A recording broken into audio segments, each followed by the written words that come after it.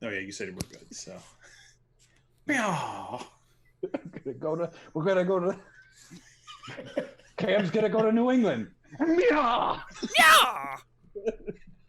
We're gonna go to my wife's. Just Meow. one noise that man made killed his entire political career. How does that happen? Yeah, it's. Leave this in, by the way, just because so dog will die laughing in the first 10 seconds. Meow.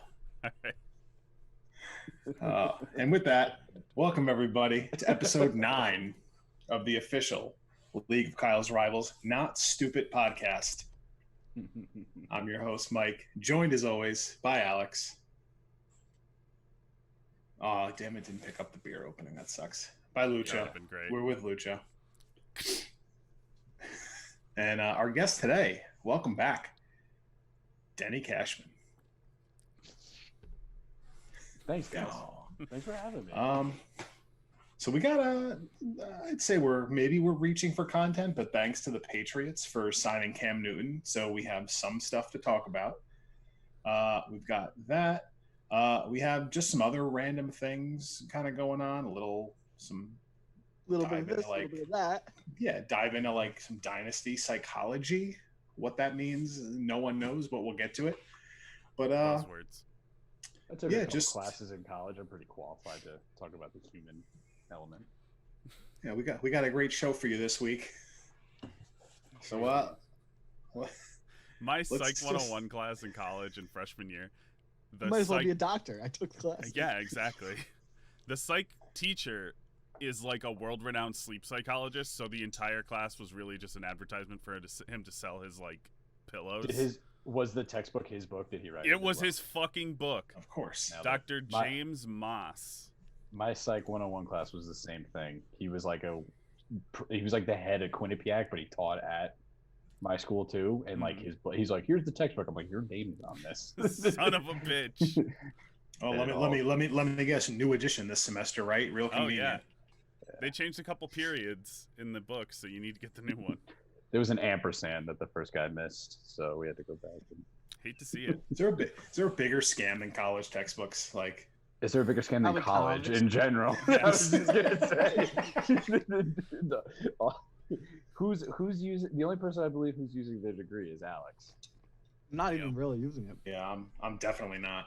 I'm using train conductor. I'm using a degree, not my degree. That's true. I'll say that. Degree. Yeah. Someone else's.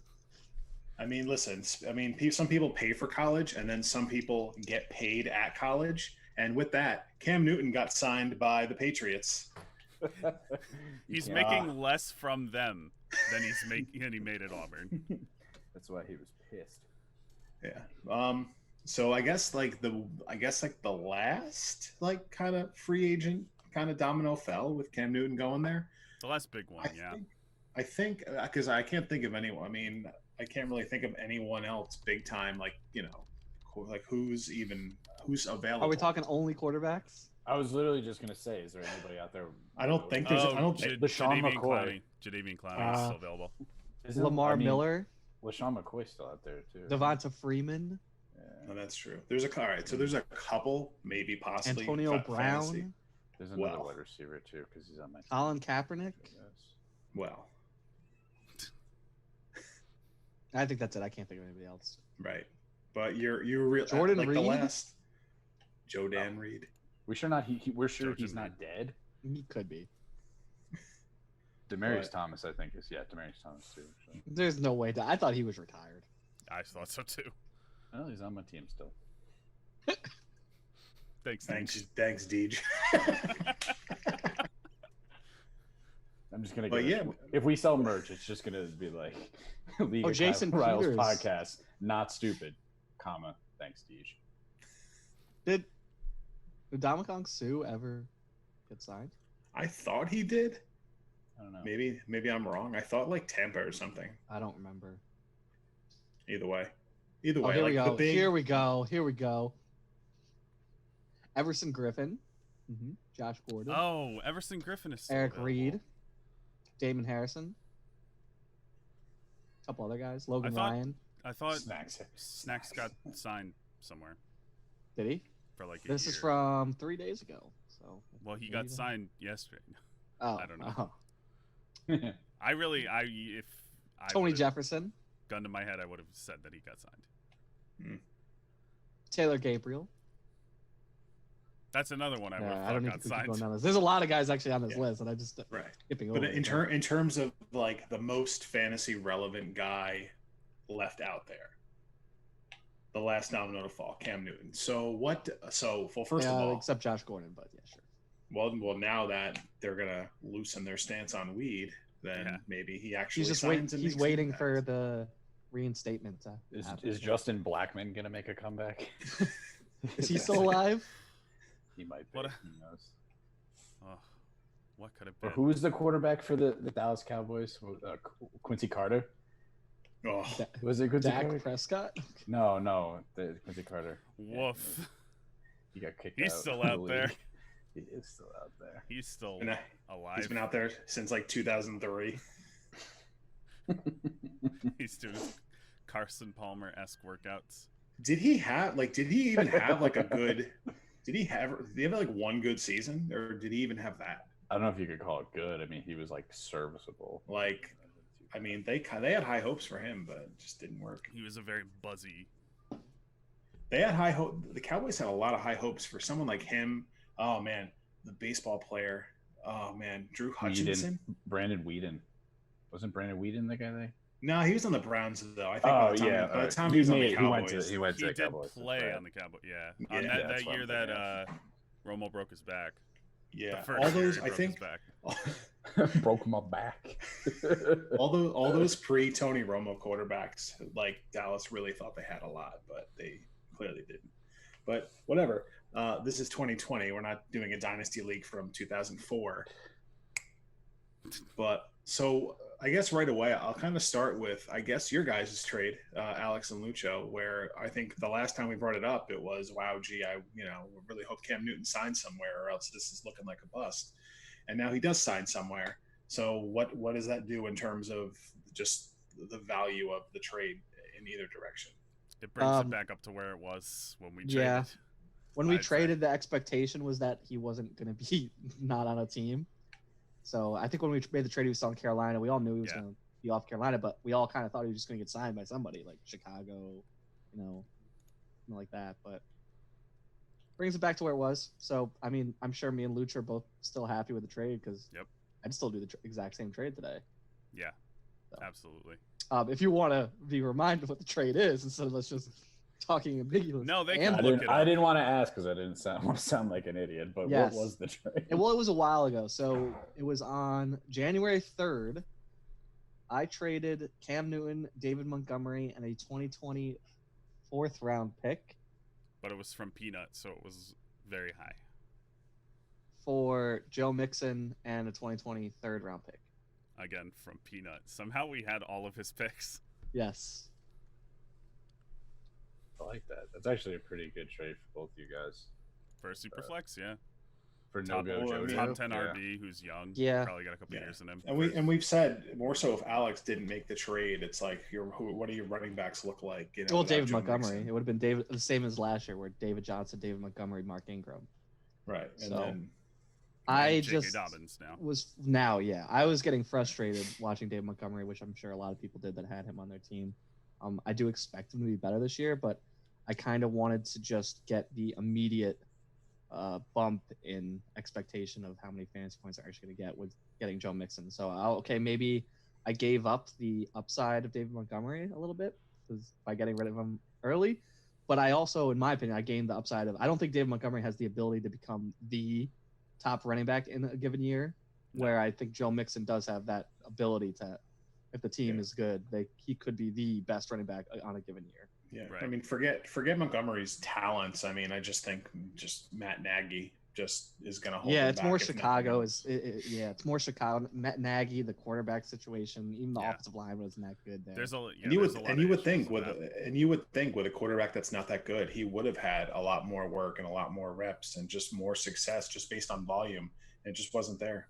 They really like Tariq. They really like Tariq Cohen too. Tariq Cohen had a bad year though too. Yeah, he had a down year. I feel like And anytime I saw them, though, it was Tariq Cohen was getting like the bulk of the work because which he should, and he shouldn't have playing been, from behind. because Tariq Cohen, it's a foul.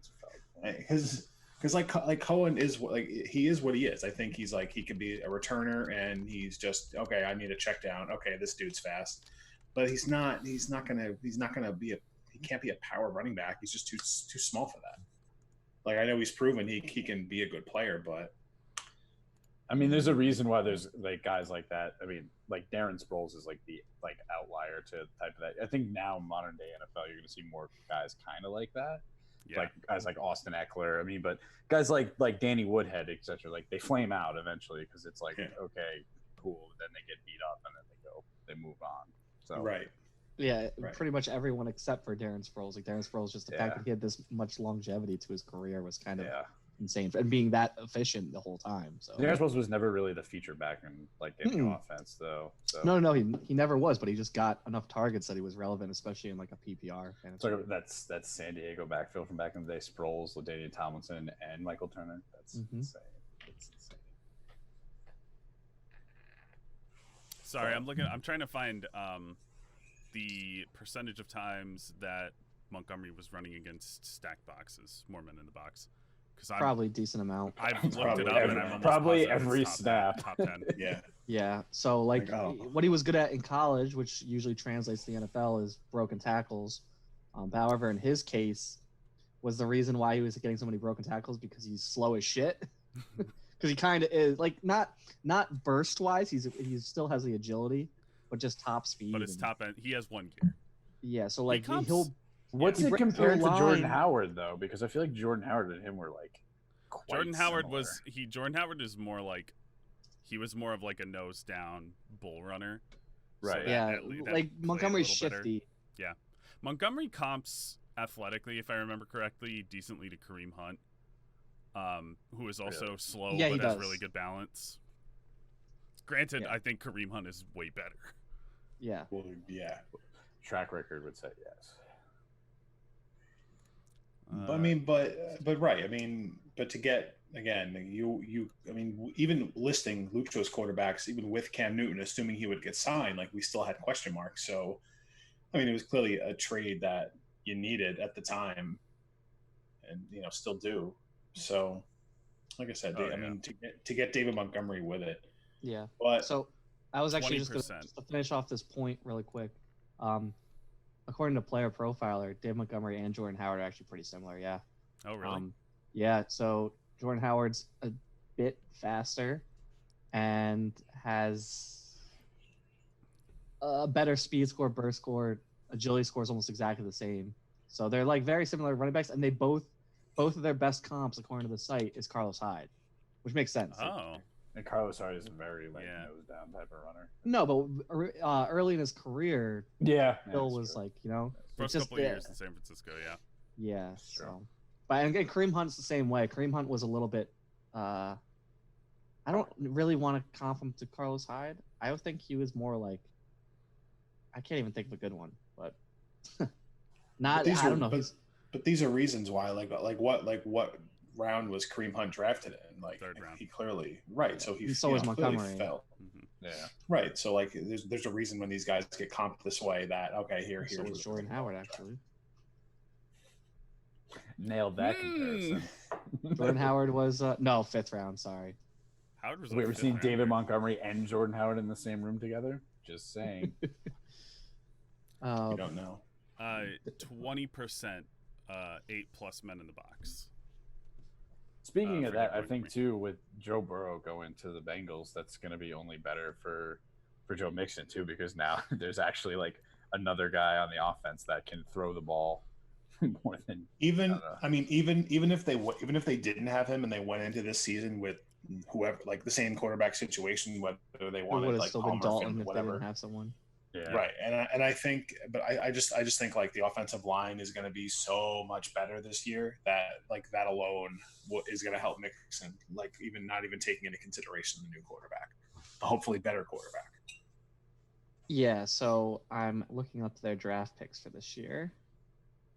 They did only take one offensive lineman. It was in the 6th round, so I don't know how much of a difference that makes. It's more that Jonah Williams is healthy. Yeah. Yeah. So, although we haven't seen. Wow, sorry, an ad came up when I looked at the the depth chart, so I got thrown off there.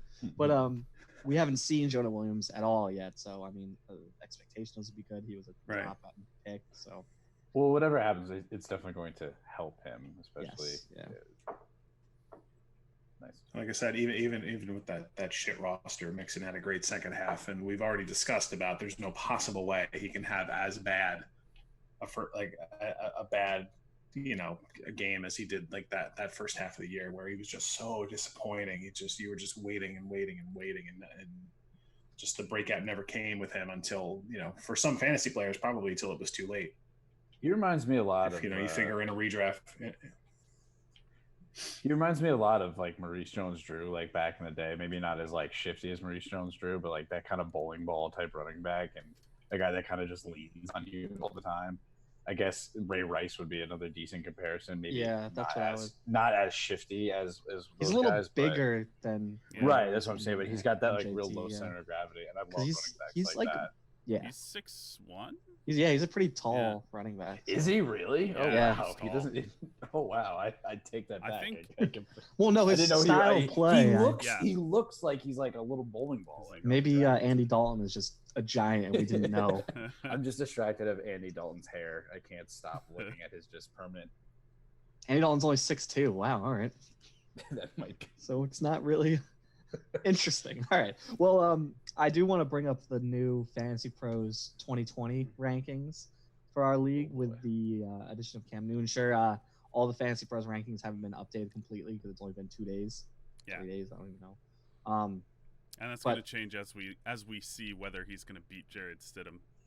Yeah, is that supposed to be an open competition? I haven't even seen. There's no way. There's no way. What if Belichick?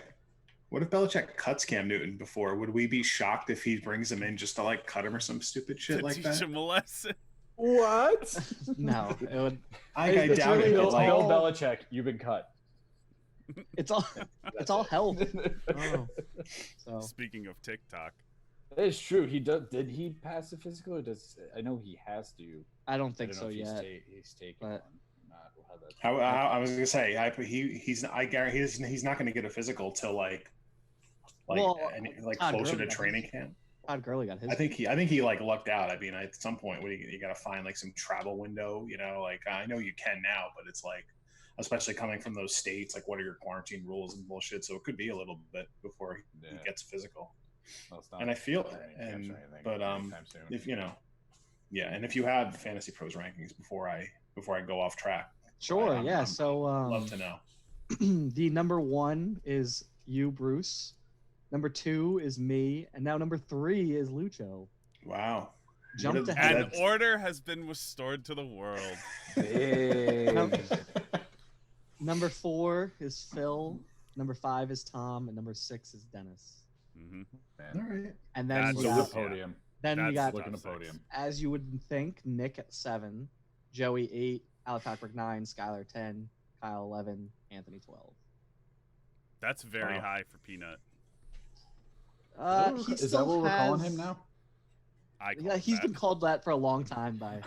It's the first time when you were saying that before. I was like, "Who is that? I don't know who that is." It's clearly not the 3 of us or 4 of us, but I don't. I never called him that before. Anyway. Yeah. So he still has some pieces on his team. They like the fact that he has Baker Mayfield still. That makes sense. Just because you're putting him in the super flex where Matt Stafford's his QB. Yeah. And then the fact that he has CEH and Gronk. That's true. A lot of fantasy things really love him. CEH, they love him, and I guess the situation makes sense. The situation. I don't know if I love the player. The whole thing with him was like he was this amazing receiving back, and he went to the one place that really is going to use him as a receiving back, and the one coach that has a history of maximizing that. Yeah, with similar style players, because maybe not as much LaShawn McCoy, but definitely like Brian Westbrook, Jamal Charles. Oh yeah, Brian Westbrook. That's a name that tormented me. He's almost the same size and combine results as Westbrook. Really, which is weird. Westbrook was quick, man. I remember him. But he tested poorly. Westbrook. Really? He had good bursts, but he ran a 4.6, which is what Fresh Prince of Bel-Air ran. Yeah, I read that online. I was like, taking that. We're gonna work that in somehow. We're gonna. Because actually, you know what? His top comp is Chase Edmonds. Yeah, I've seen that. Yeah. So Lucha went from what to third? I was like 7th. Fifth or sixth, somewhere around there. I think it was fifth. Yeah. I was outside the playoffs, I thought. That was. I think you were below me. We're talking about since the Julio Jones, John Brown. Oh, right. Oh yeah, that's right. So before that, you were outside. You were in 8th or something. Before that trade. So with did we beat that trade to death yet? Because I feel like we did. Yeah. But Dennis, I mean, you're on the show, so you can always bring it back up if you want. I just didn't get it. I just it's like conflicting interest, and like I understand like trying to restock the picks, but it's like it's a contradictory move in my book, because it's like you have DK, he has DK Metcalf, correct me if I'm wrong, right? Yeah, so the DK Metcalf is fine, but especially now, and then he voted yes on the extra flex. Like I understand you want the picks, but like it's like I feel like it's just getting pulled in 2 different directions. Because like I like Julio a lot. Julio's going to be an absolute stud, and now the trade even makes even more sense now that Cam Newton's here, because it just makes that trade look even better. Because I didn't initially like that trade for either side, because I felt like Lucho's quarterback room was kind of borderline depending on the Cam Newton thing, and now that Cam Newton got signed, like it makes it that much better. And you absolutely hit a goddamn home run with that. I thought. Thank you. I don't know. I just having picks is fine, but not having a purpose for the picks is not. If that makes any sense. The rebuild has to start somewhere. I get that, but then why trade all that for Tua? It doesn't make any sense, especially because you have Barkley and Derrick Henry on your roster. They're going to keep this team from being right. Exactly, because I personally like. I get it. It's smart to realize that you might need a rebuild. But like at that point, I would have probably taken one and like gone after like I just use an example because he's on my team, like a Tannehill, and kind of just had a placeholder, and then hope somebody like Jordan Love next year falls to you, and you kind of just work out with that. I mean, I'm glad he realized it. I just think having Barkley and Derrick Henry on his team, and if Tua gets to play, is kind of going to keep him in that middle area there. Yeah.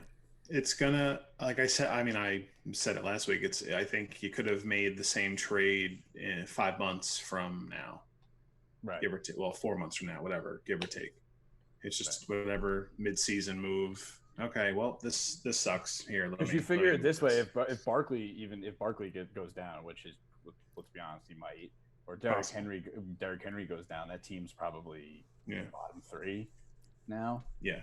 But but also Derrick Henry's not if you're going to rebuild, Derrick Henry's a good one to unload first, because he's just what if he signs elsewhere and he becomes part of some committee, as dominant as he can be? That's still always a possibility that Henry loses that top 5 running back status. I think he's one of the quickest ones that could lose that top status after this year, depending on what happens. You could probably get, especially his value is never going to be higher too. That's exactly. Got it.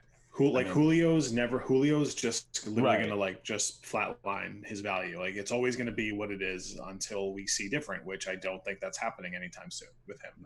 No. So Matt Ryan's there and he can still run. I think he's the next few years at least he is what he is. But like I said, we said that, so I just wanted to get my 2 cents in. I just wanted to make it known that I didn't like the trade at all for either side, and now that it worked out for Lucho, I actually think it's a fucking home run for him, like big time. Do you still have firsts at all, or are you out completely? Those are my only ones. I had something in the works with Phil to get one back, but you didn't bite on that. I don't really care anymore. Nice, I got you. No, I don't really care. You did a good job. I don't really care about getting firsts. I don't really care about Phil anymore. Fuck you, Phil. Also, thank you for buying me lunch, Phil. You do have 3 seconds though, so even though you don't have for next year, so even though you don't have it first, package deal, man. So what? All right, to kind of bring it back to Cam Newton. So all right, what does this do? Like we know what Cam Newton is. I guess I'll ask. Well, we know what Cam Newton is when he's healthy. We don't know what Cam Newton is right now. Exactly. So he hasn't played since what, week 2 of 2019. Yep. He was terrible. Missed a couple. I remember watching that one Thursday night game. He just didn't. Something looked off, and then right after that, the Liz Frank injury was already from preseason. So yeah. He had negative rushing yards last year. That's how you know. Oh. Mm-hmm. Oh no! Just specifically, I didn't even have negative rushing yards last year. What a fucking idiot! What a fucking idiot! All of us, dude. That's sick. Like I specifically, I remember watching this game. I think it was because when we got to Vancouver, when we were with Tom, we were specifically watching, there were so many plays right inside the right at the goal line, and we're like, why isn't he just running it in? That's Clat. And then we obviously we found out, but how do you recover from that? Will he still have that explosiveness that we know Cam Newton for? If there's a place he doesn't need explosiveness to thrive, it could potentially be New England. I mean, Tom Brady literally has pianos strapped, not just one, but multiple pianos strapped to his back. And as long as he's that offense is as dummy proof as it can be. I don't think they're gonna run the same system though. Because Bill Belichick has talked about Lamar Jackson a lot the past during the season at least. So I think he really wants to run something similar to that, and Cam Newton's the right guy to do it if it's possible to do it. Josh McDaniels can do that too. A normal Liz Frank injury, right? That's what he had, Liz Frank. Yeah. So a normal Liz Frank injury, it takes about a year to fully recover and be it's no longer an issue at all. And so if he hurt it in the preseason, it's right on time for the season to start is when. And that doesn't really sap explosiveness, I feel like, because it's not upper ligaments and power ligaments. That's more lower leg drive, and which would affect his goal line carries more. Yep. And maybe shakiness and throwing the ball. And his stance, Yeah. So I mean, he could generate a lot of power though, even without. It just sucks that we didn't even get to see how he recovered from the shoulder injury, because he had 2 shoulder surgeries. Yeah. And everybody was like, finally we're going to see him with healthy shoulder. I remember with the injury when we were playing, Ron Rivera's coming out. He's like, it's not the shoulder. It's not the shoulder. Okay, maybe they were right and it's not the shoulder, but we didn't see it. So it's just a lot of uncertainty still. If he's not healthy, they will cut him. So, I guess either way, though, I mean, if he does get the chance and he is healthy, I mean, with Bill Belichick at the helm and you said McDaniels, I mean, what better position to be to succeed? He's right back to being top 5 QB upside for fantasy. Definitely upside. I would say how old is Cam now? He's 30, 31. 31, yeah. I would say probably going to settle into the QB 8-9 range if everything goes as expected. Yeah. So I know a lot of people, at least with Fantasy Pros, are ranking him as a QB2, maybe around 16, 17-ish. So that's being conservative since we don't know, but that's the low end now, Yeah. So what does this do for the Pats off? I think we kind of said we thought Edelman would be fine no matter what, but does that boost him? Does it does it give? It's interesting because some other guys around there a boost, or even a James White or Sony Michel or something. Well, it's interesting because I would say this hurts Sony Michel, honestly. Yeah. Not that there's much you can hurt with how he was playing last year, but it's probably decent for James White because we saw that Cam Newton, who usually never threw to a running back, now was throwing to Christian McCaffrey when he had him. So as long as you have a guy, he can do it. We saw Cam Newton have Greg Olsen his whole career, or the majority of his career. So maybe one of these rookie tight ends show up, but if not, I would assume that just goes to Edelman with the system, and Edelman will be the same as he would have been with Stidham, It might not be as consistent, at numbers with Edelman. It might not be as consistent, but I feel like his big game potential is better. I don't think it will be as consistent where he was able to be wide receiver 1 last year. Right, but I didn't think that was going to happen with Stidham either. It's more I don't think. I don't think it changes. I think he's close to a low end wide receiver 2 again. And then the one guy, because we saw what Cam Newton was able to do with Kelvin Benjamin. Fucking Kelvin Benjamin, Brenton Burson, Philly Brown, Devin Funchess. Whoa, Funchess. Philly.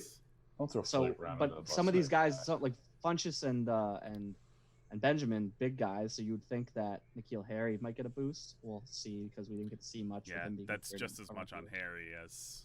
I do think it's probably better to have a guy like Cam Newton with him, but who knows? Because apparently, Harry was working in the offseason with Stidham, so now you're ruining that potential chemistry.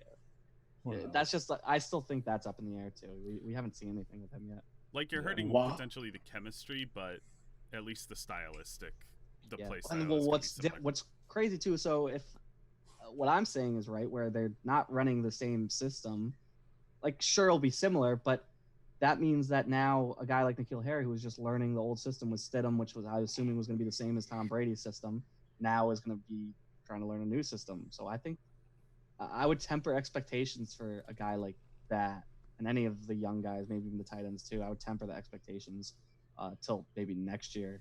If I think that chemistry connection thing maybe wouldn't affect Newton as much because he's been around, he's a veteran now, he kind of knows his thing. I think you see that he can't throw anyway, so it doesn't matter. It's not the shoulder.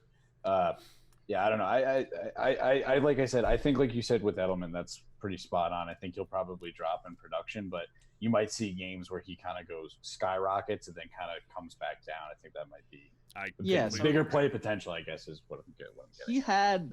He was a little like that actually last year, surprisingly, as opposed to some other years. I'm pulling up his stats really quick. I feel like he also had like the James White type of like, okay, you know what you're gonna get. Like this is the ceiling. I'm sorry, this is the floor. And then like where the ceiling went was like a fluctuation. Part of it is because both of them have always been very highly targeted in the red zone. On that team, I think they're the top 2 targets in the red zone year after year. Edelman and White. Yeah. Oh yeah, but so ever since Gronk. I was gonna say when Gronk left, the system changed to that. Yeah. And Aaron Hernandez. So there's a lot of volatility in touchdowns, so I feel like that's kind of expected because of that. Like, yeah, you're getting a lot of PPR production, but the ceiling it goes with the touchdowns. Right. What do we think? What does this do fantasy wise? So beyond 2020, what's the outlook for? Cam's 31, but still relatively young for a good quarterback. But what does this do for him going forward? Like, it's such a team friendly, incentive based contract, and that's like I sort of jokingly brought it up about, well, what if New England cuts him? But I feel like if something's off or if they don't like it, someone like Belichick is going to want to get out of that contract easily. We've seen it, obviously not with QBs because Tom Brady's, but we've seen it with other veterans that have gone there and they come in for a year and then they don't do anything and then they just get cut. That's what I mean. Like, is there, and it seems, and I don't want to say weird timing or anything like that. That's not the right word I'm looking for, but it seemed like we knew all right, the New England kind of roadmap was, all right, we're just going to suck. Maybe if Stidham is good, okay, cool. But I thought we figured this whole time, all right, we'll suck, and then draft pick, and look at us. Now we have Trevor Lawrence. They were never going to suck that much, even with Stidham. Their defense is too good. As long as Belichick is there and that defense is in place. Belichick wouldn't do it either because he wouldn't want it to look like, oh, now that Tom Brady's gone, I'm a bad coach. He would have never done it. They would never have ever been bad enough to be. I still think they were making. It doesn't even matter who they have on defense in that system with him as basically the coordinator. They're never going to be bottom of the barrel. Especially too in the AFC East because it's better now, but they're still probably the best team. Maybe the Dolphins give them a run in a couple of years. Maybe the Bills give them a run this year, and that's it because I don't think the Jets are there. No, the Jets. It's like why? I guess why wait 3 months? Maybe because now you get Cam at this contract versus if you tried to sign him in March, he would have wanted. So they're saying there's reports saying that this offer has been out there since March. Since the NFL draft. Yeah. Because if you right after the draft.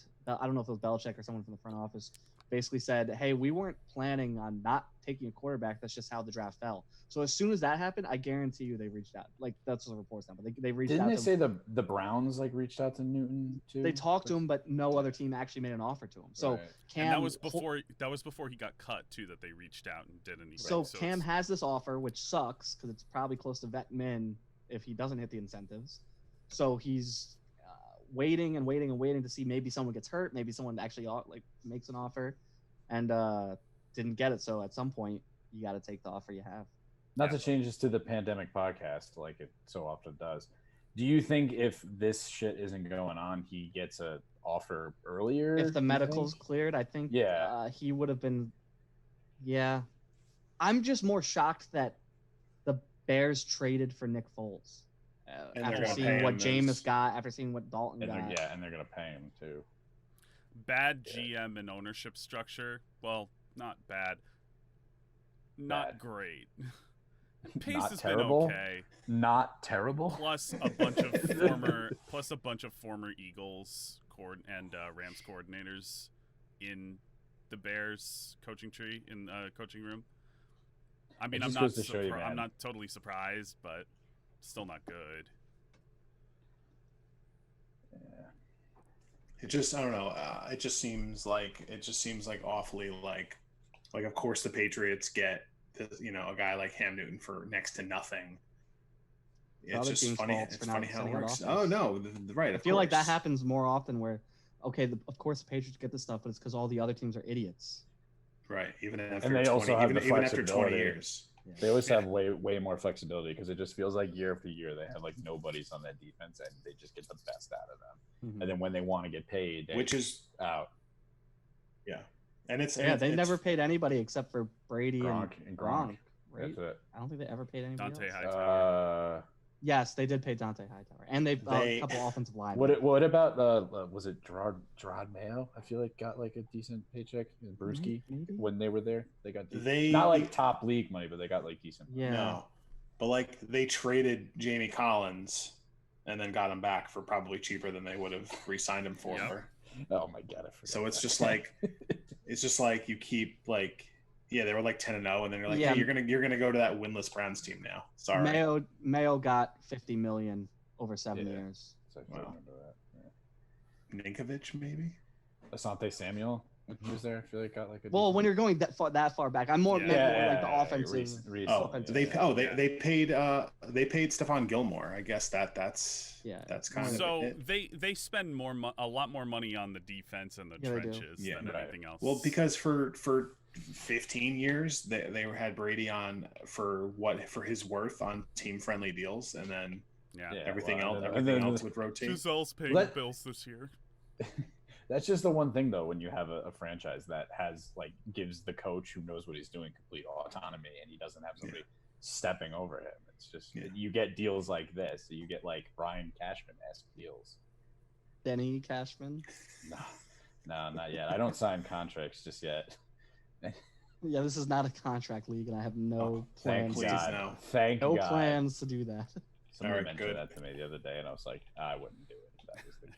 I know one person in the contracts league. He tried to explain it to me, and I'm just like I can't keep up with this. He's like, yeah. So in the startup, if you draft Mahomes first, that's a 5-year, $50 million contract. I'm like, how do you come up with these numbers? They're fake.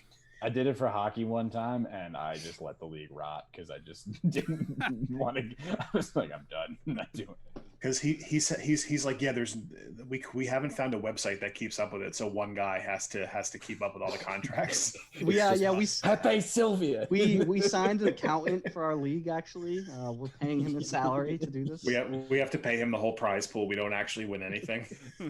It's just to say we can, even though it's not fun. I'm having fun. I love this league. It's the best.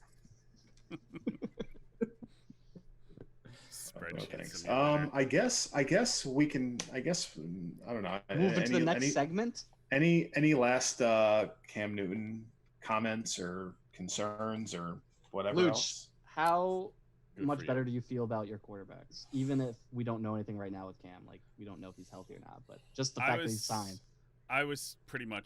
I was resigning myself to the idea that he would sign at least early into the year, if not before the year. I do feel a little better that he's signed with the team that has the only man that made Tim Tebow relevant in the league. So that's good. That makes me feel better about him getting maximized. I would say, I feel. So, do you feel like you have any holes on your team anymore? Because running back is still pretty good. Weak. Yeah. But I mean, They're all young though. That's what's they're nice young. about that. Yeah, they're young. Like I said, my team's gonna float through my wide receivers and my tight ends. So, had you not had this happen with Newton, did you have any idea, or like, not specific player in general, but did you have like a plan in place for the quarterback situation, or were you just hoping out for like a draft pick? I was probably gonna kill myself. That was the plan. The plan. Honestly, reasonable. It's reason. No, it's reasonable. You guys laugh, but it's reasonable. Not. I don't know, man. I would probably. I would try. I would flip somebody, for like a mid-level guy like Goff or something like that. I tried to get Goff. The highest paid quarterback in the league. Yeah. Can't do it. Jared Goff. I don't even know who would have been available. Like, QB is just so tough now.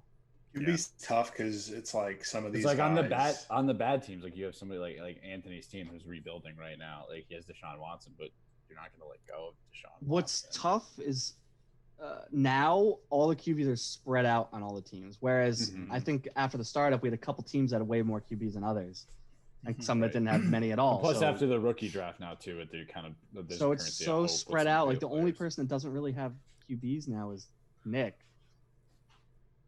Right. And even then, he's got everyone else has Rodgers and QBs. Garoppolo. That's like two. Yeah, like it's QB fine. Right. He just doesn't have the depth, but for he doesn't have this QB3. season. Polar opposite of quarterbacks. That's possible. And a couple teams aren't going to have QB3s because there's only that would be 36 QBs. So obviously, Yeah. I mean, but everyone else has generally at least 3 QBs. You know. Yeah.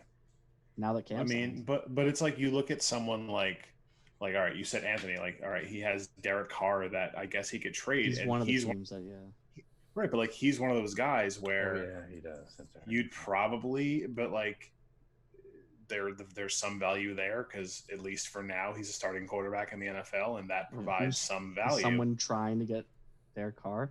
The problem is, but like you're not. Raiders.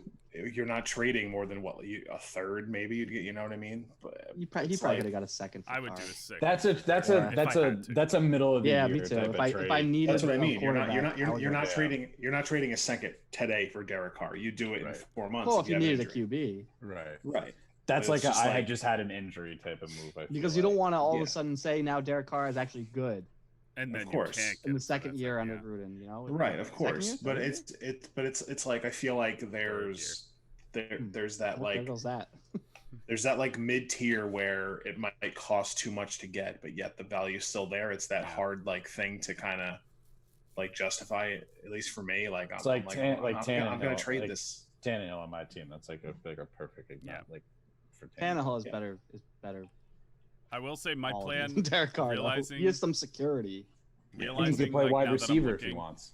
My plan probably would have been more to swing for like an upside guy like Dwayne Haskins or Teddy Bridgewater. Yeah. I still think though that Dwayne Haskins would have cost you like a lot more. And that's almost a bigger gamble than going for like a Carr because like at least you know what you're gonna get with Carr. Dwayne Haskins, we don't.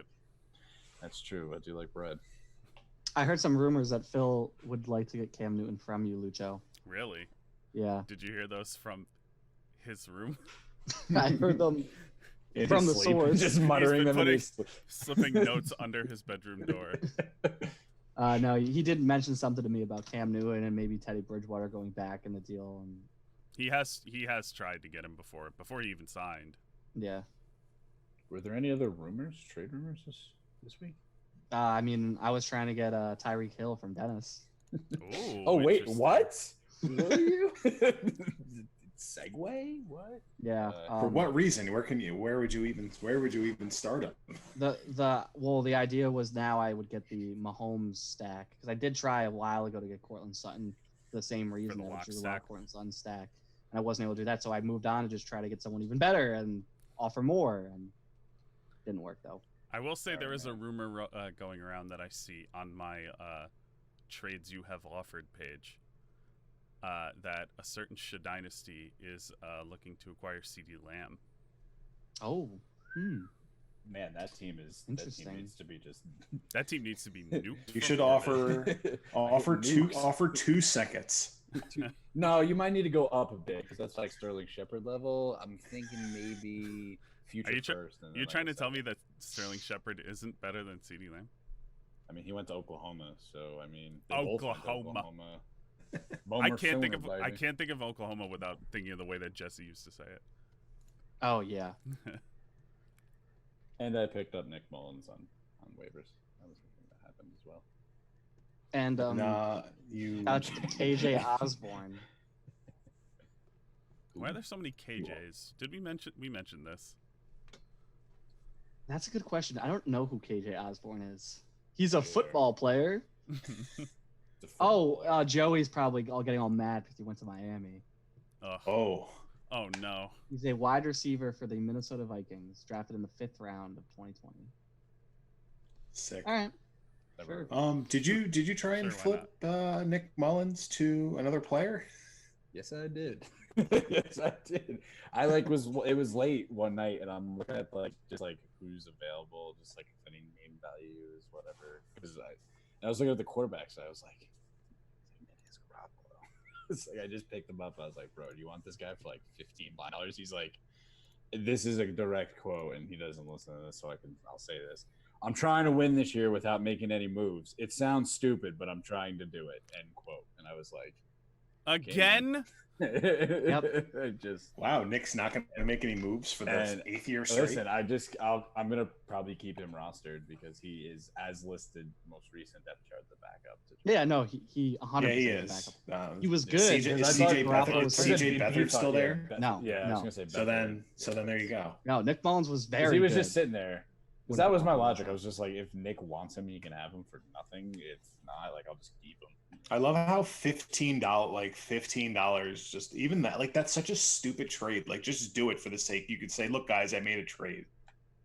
Yeah, no, dude, he's gonna try to win without any moves. All right, well, yeah, that's once again. I told him, thanks for the donation. I'll literally take nothing. I'll just whatever. It doesn't matter. Because he still does have, I don't know. Let's see what was on this He team. has such great running backs. Jarius Wright, not on a team. Paul Richardson, not on a team. Jerron Brown, not on a team. The Seahawks got rid of Jerron Brown? Fuck.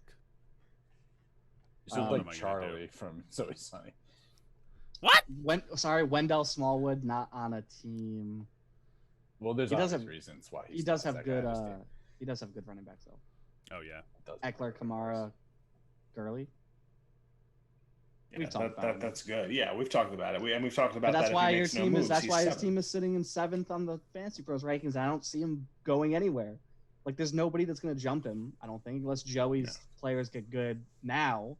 If Joey's rookie running backs can pan out. Yeah, Joey's can make the jump if his players get good now. Good. But I don't see Nick jumping anybody without massive injury luck. I just love it. I hope Nick has any 6 injuries. Cruises. Yeah. I'm gonna win with no moves. Good luck, man. AKA, I don't want to do anything so I can leave the league next year. I already asked him if he wanted to leave this year, and he said no. I don't know, man. He had the opportunity. That's fact. He'll have the opportunity next year. I feel like we'll keep doing this. No, it's no pressure, dude. Stay. Like I said, it's not that I wanted to leave. It's just I didn't. I don't want him to leave. Wanted to be but it's if you're gonna actively not play and call this podcast stupid when it's the Not Stupid podcast. Wait, is that where that name came from? God damn. Yeah, you know what's stupid? This podcast, but you know what's not stupid? Fortnite. I like both, man. I think both are cool. Fuck. Man, only one of those has live movie showings, and it's not this podcast. I was gonna say they had another concert, I think. Whoa, how we get in trouble for copyright? Brr. Oh, sorry. Should I not? We'll get sued by another professional organization again. Should I not? Oh, it wouldn't be the first time. First time. You look like you're trying to shovel ramen into your Lucho, eyes. Do you know about this? Yes, I do. Okay. Yeah. It's pretty fun. I think you guys should just bring it up again and please. Exactly what the issue was. Yeah, so we did a Rangers podcast in 2014 or something like that, and we called it Rangers Fifth Line. And then apparently out of nowhere, and I googled Fifth Line, I googled a bunch of shit, and maybe I just didn't look hard enough, but I guess the Columbus Blue Jackets have something, and I swear I've never heard of it. And then after they tried to sue us, they were pumping out Columbus Blue Jackets fifth line stuff on like Twitter all the time, and they still do. Yeah, now. they said they had anything hockey related to the term fifth line copyrighted. That's bullshit. And the best part was when they asked for our email and they weren't taking like it wasn't quick enough. Bruce sent them the patient bear meme saying ready whenever you are. And I was just like, oh my god, dude. I was at work. I was working at ShopRite when that happened. It was just like so dumb. I called you. I was like, are we getting sued? Like you're like, we might. If we don't change it, we might. Order, like a legal cease and desist. Yeah, order. we did, and we had to stop calling it Rangers fifth line. We had a couple hundred followers, I think. It was something. That was probably the peak. That was probably like the peak of our like. Yeah, and it was like relatively quick too. It wasn't like it wasn't like sitting there for 5 years with like 100 followers. It was within even like Zach Stacy followed us. It's crazy. Yo, Zach Stacy. Can we get him on this? He loved Lucho because of that article Lucho wrote. Yeah, where's that fucking picture I made of like I drew a little heart around him and everything? I love that guy, Zach Stacy. He was a good running back for that 1 year. Boy. What? Talk about missed connections. Oh, I'm talking that was the downfall of that podcast. Of third we'll just make a romantic comedy about Lucho and Zach Stacy. You were an NFL running back. Should we move on to the next segment? Yes. Yeah, let's do that. All right. So Whoa. we're gonna. Who's this guy? Whoa. I don't know. Don't know what happened. Guys, I think the Zoom call got hacked. That's wild. I hope no one like draws dicks on our faces or something like the usual. Okay, it's a Zoom bomb, not a drunk party. You're not Nick Batista at the end of a party. Oh, Charles. Sir, who are you? Thanks for having me, fellas. It's your favorite fantasy football guy, Denny Kuiper Jr. How you guys been? Big fan of the show. Had to come on. Had to get in touch with you guys. Glad to be here. Just glad to be here. I didn't even recognize a celebrity that we have here. Oh my goodness! It's probably because I didn't actually know you existed. Yes, up until now, I haven't really been a thing or a real person, but for some reason now I'm a fantasy football expert. So. And a big fan of the show. Huge fan of the show for the 5 minutes of my existence. This is actually an actual first time, long time. Quite literally, yes. First time, long time. Mr. Kuiper, what brings you here? Just wanted to talk some fantasy football with you guys. Ignore my name down right there. It's actually not Dennis Mouse. It's Denny Kuiper Jr.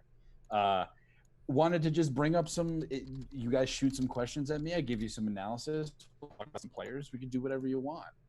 All right. Well, you know what? I actually have a question then. What's your question? I want to get your opinion on some of these rookie running backs since, you're a draft expert and everything. So I am a draft expert.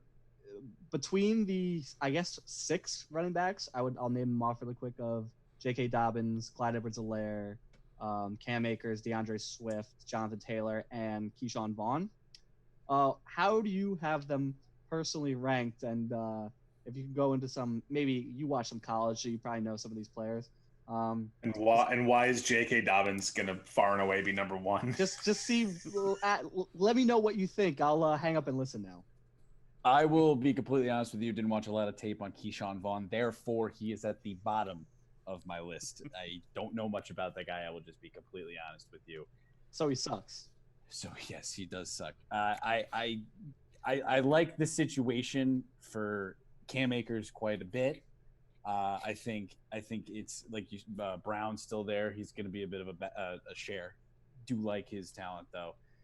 DeAndre Swift, however, I like the player. I do not like the situation because I feel like Kerryon Johnson had a decent year but seemed to get lost in that Detroit offense. And died. And literally died. Unfortunate. Good trade, by the way, Luch. He died. Big fan. I wasn't as big of a fan as a Jonathan Taylor. Then I watched the film a bit, and I actually think he does everything very well and just is a very volume-heavy back. I like J.K. Dobbins a lot. I think everybody knows that because obviously he's a Buckeye. Therefore, he's the best. No, but I think like Alex has said, as I say, a huge fan of the podcast from 5 minutes ago.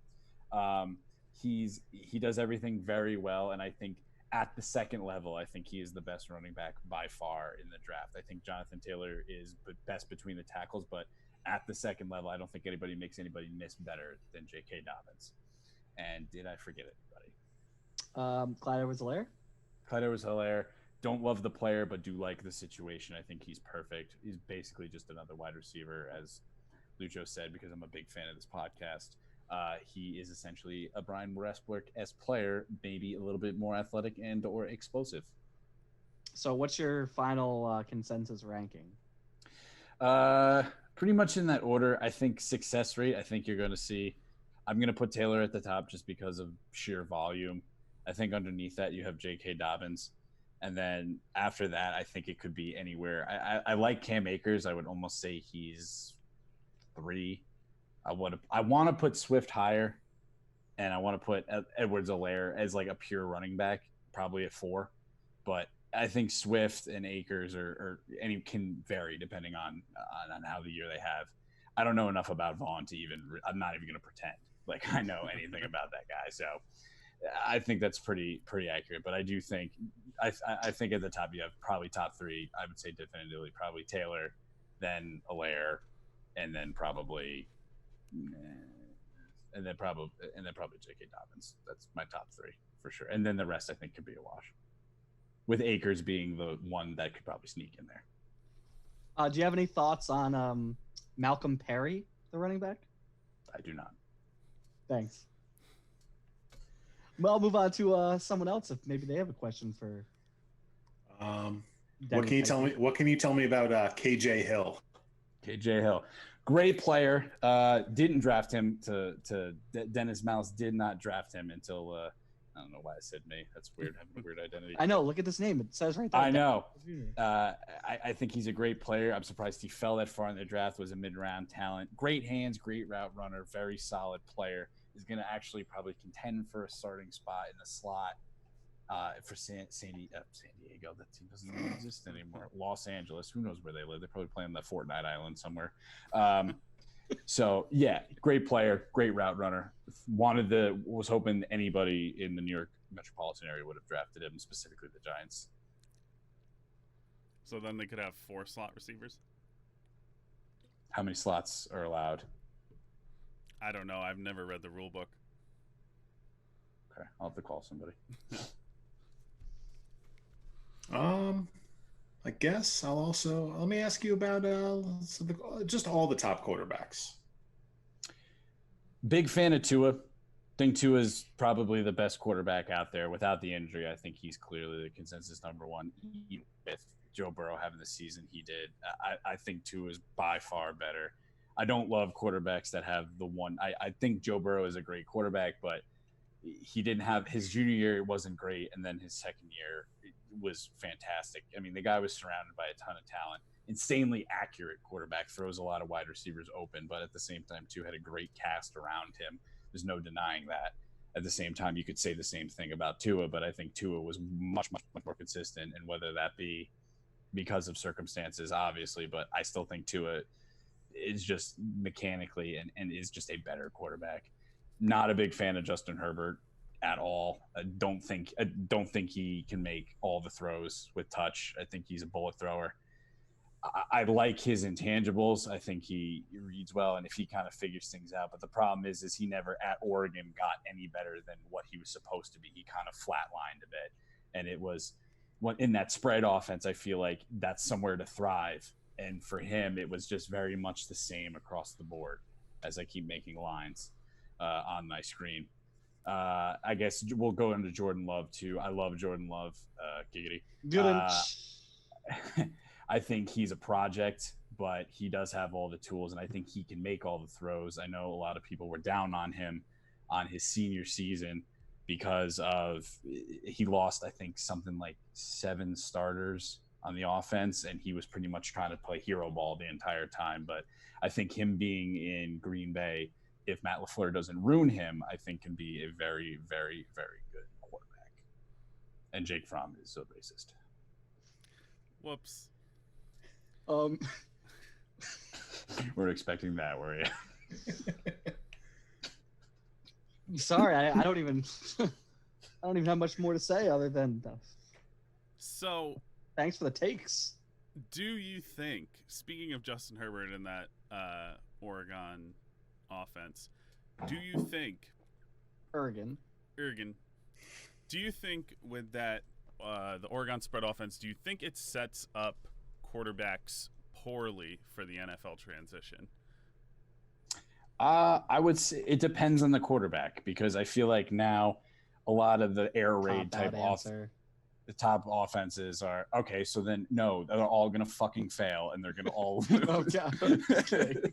No, I think in the case of Justin Herbert, I think it's more about the player than it is the system, because I think you've seen players in, I guess, like you look at Aaron Rodgers, who's in that type of system in the NFL. I mean, it's not as cut and dry as a out of the shotgun constantly, but it is a very 5 wide type of. You saw Dwayne Haskins in a similar style of offense, less traditional than Oregon, and it was still, he still has, the jury's still out on him. I think unfortunately now that is the way that college football is going. So players are going to kind of have to adjust, because even at Alabama, Tua was spread 4 wide, 5 wide a majority of the time. I mean, he was under center a good chunk of the time too, but in their passing downs, when you have all those weapons, I think the thing is now with college football is it's more so about athletes than it is positions, and they kind of figure that out from there. Mm-hmm. So to answer your question, I would say it is a case-by-case basis, even though it is a cop-out. In Herbert's, I think it is a bit masking some flaws, yes. All right. I kind of agree with that in theory. I think it also, I do think that it depends on how, like, you know, general passing concepts, route concepts. What Jordan Love was in a very similar type of offense at Utah, where he was 4 wide pretty much all the time, and a lot of the it's just the quarterback. It's more so. I think now teams are looking at quarterbacks saying, "Can you make the throws? Can you be a leader? Are your mechanics good?" Mm-hmm. All right. Now let me ask you another question. What do you think of Mel Kiper Jr.? Fraud. Stole my last name, stole my whole gimmick, stole my whole flannel underneath the suit jacket thing. Fraud. That's all I have to say. He's got hair, I don't. That's why I was going like at the beginning. I feel like he definitely touches his hair on TV. So, Mr. Kiper Jr., I also just want to get your thoughts on Patrick Mahomes versus Lamar Jackson. Who do you think deserves the top QB spot? In terms of just in general, or in terms of dynasty? Pat Mahomes by a lot, actually. I think it's a 1 and 2, but I think Pat Mahomes is by far like a landslide number 1, and it's just because of. I mean, it's not proven, because they say they want Lamar Jackson to throw the ball more, but the matter of, you see, like, the league is I feel like every now and then you see the league come up with like some sort of gimmick, and I don't know if you want to call Lamar Jackson the way they play a gimmick, but the league tends to figure people out, and I think if he can't adjust to sitting in the pocket a little bit more, which I think he can, but Pat Mahomes has already proved he's done it, and he can do it, and he's won a Super Bowl, and I mean, I would say Pat Mahomes by quite a lot. And I don't even subscribe to the whole like, oh, he's a running quarterback, he's 1 hit away, because I don't think that's really true. I just think that eventually teams figure players out, and I use, not that it's an A to A comparison, but remember when the Dolphins were running the Wildcat, and then everybody jumped on top of it. But the only reason the Wildcat was successful with the Dolphins, everybody forgets, is because Ronnie Brown had the ability to throw the ball, and it was an actual threat. So do I think Lamar Jackson deserves the 2 spot? Absolutely, right now. But in a year, who knows? But Pat Mahomes will still be number 1 next year. Now let me get your thoughts about the New York Giants players. I just wanted to get your general thoughts on some of their, for fantasy purposes, some of their wide receivers, tight ends. We don't really need to talk much about Saquon Barkley, but you touch on Daniel Jones as well. I like Daniel Jones a lot. Big fan of his. I think he did really great things coming in with a really shoddy team and a really interesting situation. I think Darius Slayton has a big upside, especially that's because him and Daniel Jones have a real connection. Evan Ingram, I like too, if he can stay healthy. That's the big issue with him. And even Caden Smith, I think, has a bit of an upside with the Giants because he's proved that he has a bit of a connection with Daniel Jones. Sterling Shepard is pretty much what he is. He's decent wide receiver. He's going to get decent yards, have a couple good games here and there, but nothing super consistent. Even a guy like Wayne Gallman's worth having rostered because Saquon Barkley has proven that he can't really stay healthy even in a couple of years. And I believe a couple of people he had some really big games even when he was gone. I think that Tampa game when he came in, he did really well. And so. Now, you think Wayne Gallman and Wayne Gretzky were in the same town? They'd get together and have dinner? Yeah, I think so. Yeah, how about the Giants and the New York Giants and the San Francisco Giants? You think when they happen to be in the same area, they hang out? Yeah, probably. Yeah, they probably do. It's a weird thing. Gotcha. But your sources can confirm that? Yeah, I've tweeted it a few times. Oh, okay. A few times that they have been hanging out. Yeah. All right. Well, hey, I don't think I have any more questions. Mike and Lucho's over here. No. Hey, thanks to Denny Kuiper Jr. for coming on. Bye. Oh, God, thank you for ending that. I need to take this off. It's so hot. Bye. There's no other way to. There was no other way to end it. Just all right. Bye. All right. So now we'll talk. Who was that guy? Who was that guy that was just here? I don't know, man. Who are you talking about? I mean, I don't know. What? I blacked out. Where was I? You blacked out too. I think I did. Anyway, is this like Fight Club? Yes. Have you heard of Denny Kuiper Jr.? The legend. No. Yeah. Every city I went to, it was Denny had been there. Every trade I tried to make, Denny had tried to make it before me. So I'll let Lucho take the lead on this. Wait, really quick. I know Lucho was about to jump into some psychology stuff. I just wanted to bring in the psychology of Denny Kuiper Jr. on the podcast, and what that. No, go ahead. Is this an intervention, guys? It certainly opened my third eye. So there's an article series on DLF that I was reading earlier today. It's called The Psychology of Dynasty Ownership. The particular one I want to talk about is value, because we've talked about how value differs between owners before, especially with us always talking about trades and team composition and stuff like that. So this article's basic ethos. You said ethos and you lost him. Yeah, it was over. And I said the wrong word because I meant logos. It's okay. So the basic idea behind this article is we always popularly compare leagues to the stock market because it's the closest thing we have to value propositions, and trading of assets, building up a portfolio is like building a team, that kind of thing. He brings up that there's an issue with that because value, first of all, is subjectively driven as opposed to having a backing to it. There's no rapid gain or loss, so the time nature of it completely warps your perspective of it. So this guy's name is Dr. Jeremy Schwab. Doctor. Says, yeah, Mr. Doctor.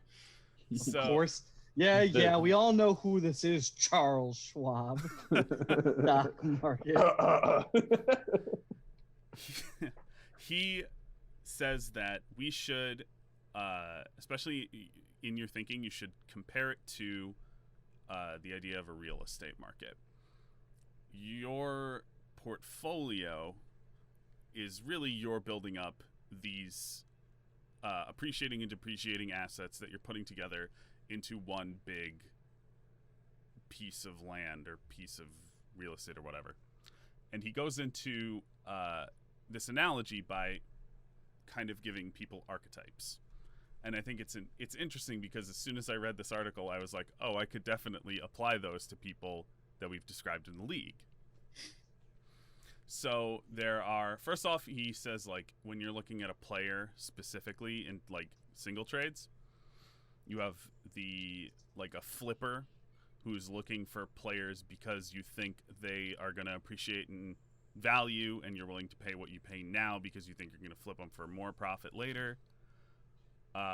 Which kind of goes not to interrupt really that drastically, but do you want to just give your opinion too of who you think these people in the league are, if you have one? Oh, sure. Related to that is the bargain hunter who buys players on the cheap, trying to strike gold with what they think are misperceived assets. I think you and I, Alex, are very much in those camps. I agree with that a lot. We definitely have kind of an idea of a goal of exploiting market disparity for our benefit. If it's real estate, so is Nick homeless? Is that I was just gonna say Nick is the opposite. Nick is the opposite of all of this. Is that where we're at? Living at his parents' house. That's what Nick's doing. Was there a flipper?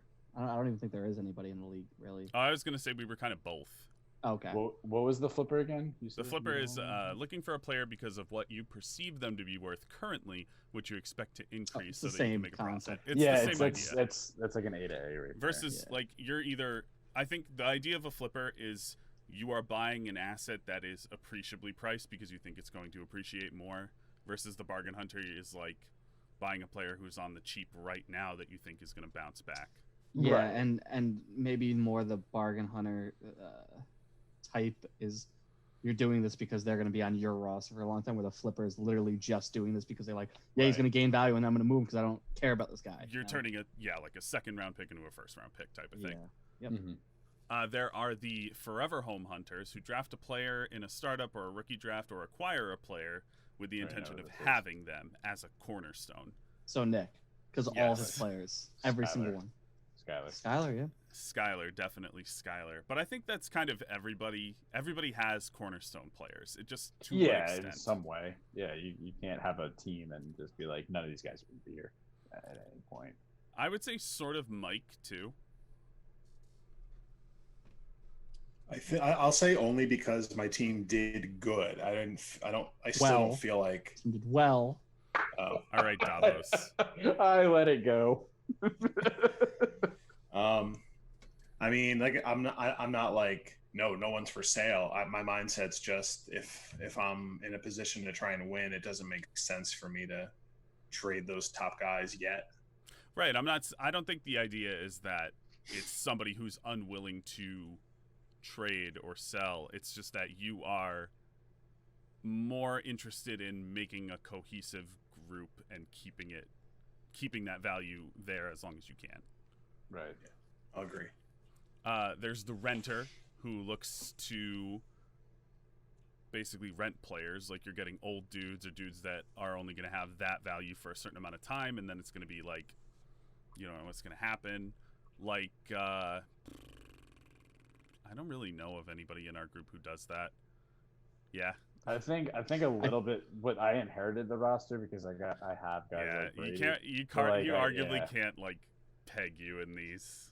Yeah, so I was gonna say I'm almost a combination of what you're saying before as a bargain hunter and the finding. What was the name for this? Renter. The renter, because I traded for guys like Edelman, Greg Olson. Yeah. I don't know. There's a lot of veterans I traded where I was just like, hey, that part of it was like I think their value, their production. This happens with veterans a lot where their value is so low because it's dynasty, but the production is higher than what you're actually paying. but I was doing it under the expectation that these guys might only play 1 year on my team. So. Right. Like, for example, Greg Olson I already traded away. Yeah. You rented him for a year. Not even half a year.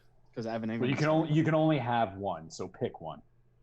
I'll keep the bargain hunter then, because I still think that falls under that strategy more. Kind of. Yeah. I get what you're saying. Those all play off each other in some kind of way. Yeah. Yeah. These are. I mean, like we're people. We're complicated. Are we? No. I have 2 personalities, so that's kind of. Well, yeah. 3 actually, if you count Denny Cashman. So. I thought you'd just become Denny Cashman. Yeah, I thought that was. It was like a superhero thing where like Denny Cashman was. I put on my plaid suit and I just become. I was gonna say, well, no, like Dennis Malice is like your alter ego, and Denny Cashman is who you really are. It's like Batman. Yeah, he's the nice guy. Denny Cashman runs in. Dennis Malice runs into a place and he says, "Denny Cashman is needed," and then he takes off his shirt, and then he's asked to leave. Exactly. That's why I'm not allowed back at IHOP. Whoops. Do not serve. Talk about a hole-in-one.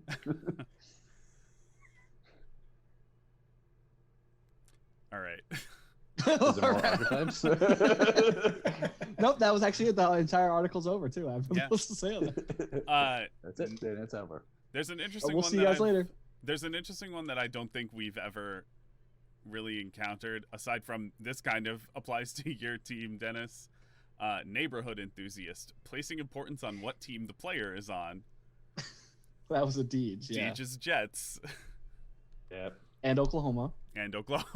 I would say though, I would argue though that according to Bruce, it's also Dennis with Ohio State players. Yeah, right, exactly. Right, true. I would say though, I would argue though, I'm a bit of the flipper though, because I with the startup kind of property with Dak Prescott, kind of flip that and then kind of just keep moved going, everything. yeah. And I never used any of those lower assets that I had because I traded off the stuff. I mean, no, I kind of agree with that too, because when I talk to you with trades, it almost seems like there's nobody on your team that you're like care to have on your team. Like there's not a guy that you're like, this is a cornerstone player for my team. It just so happens that they're a cornerstone player because they're on your team, but not because you plan on it. It's more like, hey, all these guys can be moved as long as I'm getting other cornerstone pieces, you know? Right. I've said to you and before, just anybody, like Lucha was saying before, like I think this is perfect. It's all about value. Like, what did you value? Because I could, like you said, you might have a cornerstone piece in like Patrick Mahomes, but like there's nobody on my team that I wouldn't move for. Like if I wasn't like even Tyreek Hill, if you came to me and you were like, listen, I got 3 first-round picks and then you can have this starting running back, I'd be like, he's yours. But like the value's just got to match for me. There's nobody on my roster I don't think that's the same thing that me and Mike kind of touched on a couple episodes ago, where it was like there's certain guys where it gets to the point where it's like, all right, I need an overpay because I'm trying to win, so there's no reason for me to get rid of them. Right. So like everyone on my team, besides maybe Patrick Mahomes, is movable. And even Patrick Mahomes, if you came to me with the thing is like it's not just getting value for a guy. If Tom came to me with Lamar Jackson and a first-round pick for Patrick Mahomes, I would take it. Yeah. Right. But that's value. But I'm getting a guy back that I could fill into that, as opposed to if someone came to me with 4 first-round picks, I don't think I would do it. But at the same time, too, I can go Skyler right now with a million things that he wouldn't move Barkley. He wouldn't do it. And I think that there are cases like that. I think most people in this league think very logically.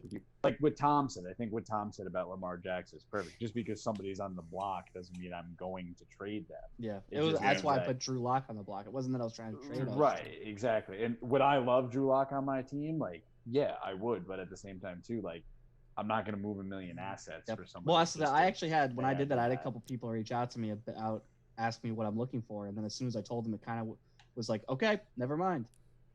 Like, and I think I'll use your trade for Tyreek Hill as an example. The one you came back with me a second time. More than fair value. It's just for me, Tyreek Hill is a piece that I want to keep, because then you factor in, like I said to you, now having Travis Kelce and Tyreek Hill as kind of the handcuff to the top team is something that the second place team. Mike is the top team. Oh, well, you're the best team in this league. Not according to Fantasy Pros and not according to last year's. Well, Fantasy Pros is a lot of hot garbage. There, I said it. Apparently. They let anyone be an expert nowadays. I'm sure we could say we're experts and submit. I literally just said I was an expert, so that's true. They're gonna be like Denny Kuiper Jr. Oh, let's get him on our rankings. Yeah, please. There's gonna be another. There's gonna be another podcast out there saying like this guy Denny Kuiper Jr. said that he loves J.K. Dobbins and doesn't know anything about Keyshawn Vaughn. I was like, yeah, he does. Some expert that guy is. I was just gonna touch on. I agree with the neighborhood stuff a lot. Like it doesn't necessarily. I don't necessarily build my team around it, but I do look a lot into, like when we were discussing the trade that Phil offered me involving Michael Gallup.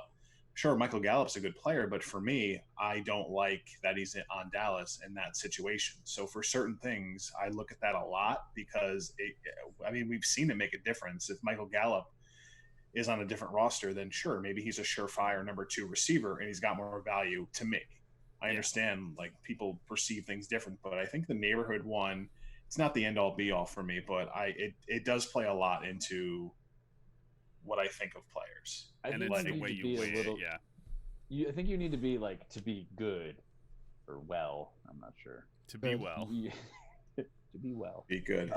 You have to. You kind of have to have a little bit of everything in your arsenal. Because if you're just one person who just rents, you're never going to make a ton of money. If you're one person who just flips, it's not going to work out too. Because like you can. The whole with the flipping thing and like in the neighborhood watch thing, like it kind of comes all in one together. You could keep flipping, but you need somewhere to live. It's a fact. That's a great. What a great analogy. What a quote. Yeah. Get out of here, Mike. Bro, who's joined us? Well, do they have a microphone on them too, so they can speak? Hold on.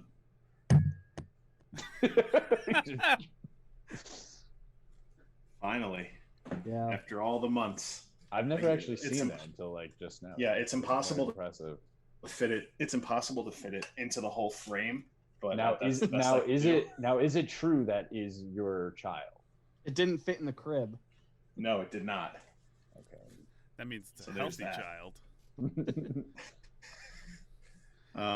And then by the way, sick ring. Thanks. Because you guys fucked up the trophy. Yeah. Even focus. Yeah, I have the other one here too. Hold on, let me grab that. That's pretty cool. I guess we're gonna. Really I got big hands. Dennis, when you brought up college, they actually have one specifically for college versus NFL teams. What's that? School districts. Yeah, me in theory and Deej in actuality. So yeah, that totally works out. I mean, that's not bad though, because I mean, like, it's not my favorite, but I mean, you could get pigeonholed into like you could be a Baylor fan and be like, oh, I love every player that comes from Baylor, and like, is that ever really gonna work out? No. You had Josh Gordon, Denzel Mims, and RG3. Okay, one of those players hasn't played a snap. One of them's dead, and the other one is but is also dead. You could have gotten. I also love the fact that when people are like out hurt or injured, they're just dead. I love that. Oh yeah. They no longer exist. Is there other ones? Any other archetypes, or is that it? There is one more. The beachfront buyer, attracted by the buzzed about hot ticket players, focusing on the optimal outcome. That could be kind of caught. I feel like. Because he immediately was like Burrow, and then he traded up to get CeeDee Lamb. Yeah, I get that. Or even Skyler too, with Tua and Barkley. Yeah. Certainly, I think Skyler's one of those players, and I think Anthony to a little bit lesser extent, where if he likes a guy, he'll overpay. To an extent, that's why I say not as bad as Skyler, because if Skyler likes a guy, like you can get an overpayment, but I think Anthony does it to an extent. Mm-hmm. Like I'm trying to think of example, like I don't know, like that weird trade where he really likes Steven Sims. That was like a big part of that Juju trade. Like just like I don't know, something like that, or even Juju. I feel like trading. I think though you could kind of classify everybody into, because you're obviously, if you're making the trade, there's a reason you're making that trade. Yeah. sometimes you make trades out of necessity, but like a lot of the off-season trades are, I like that player, I need that type of player on my team. True. Yeah, but to overpay. That's why I say like. Oh yeah. Like, still though, yeah. Luch, I know there's some other archetypes, by the way, that's maybe some of your guys' thoughts might fit into, but they're for roster wide, not player specific. I don't know if we can touch on a couple. A lot of these I think are more meant for people who have multiple leagues, and like how you treat one league's team versus another one. But there are. I don't want to like cut you off, but the big thing when I played multiple leagues. I don't want to cut you off, but I'm going to.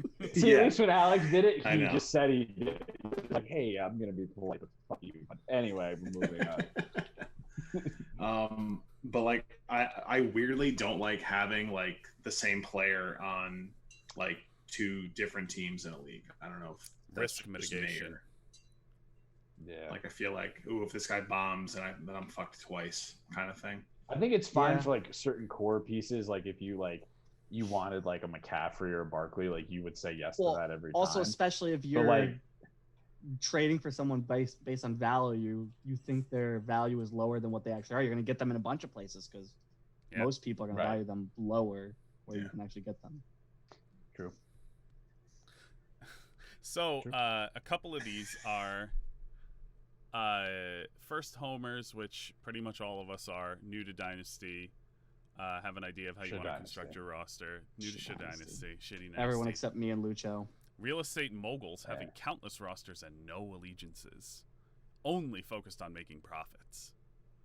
Upgraders needing changes because there are too many players in the house and you need more room, resulting in consolidating pieces into assets that have more perceived value. Dennis. That's 100%. That is Mike. Because, Mike, you talk about things like, I don't know who to cut. That's not what Lucho said. That's not what Lucho said. I caught that. I'm sorry. That's okay. I do. Yeah. That's true. But that's what happens when you have depth, though, just in general. You know what I mean? Or, like, even just, like, starting players, too. I feel like sometimes, like, you get into Phil's the same way, too, where... That sucks, too. It's like when you have a good roster, but it's, like, putting it together is, like, the toughest day. It's like, who do I start this week? That I've said it forever. Someone needs to take my phone away from 11 a.m. to 1 p.m. every Sunday. And that's that's when I overthink everything. That messed up Phil because his team, he ended up having the 6th pick because his potential points were so high, but his team was terrible. He was like the 3rd worst team in the league, but potential points didn't give him a good draft spot because he had guys that he wasn't starting. Marquise Brown, he didn't start when he blew up. John Ross, that happened to me in the keeper league. I finished first in points, and I wound up losing the first round. It was tough. Tough scene. Let's see. There's a couple. I do like that one though. I actually do like that. I like that for me too. Which you fall under that and Reclaimer for picking up orphan teams.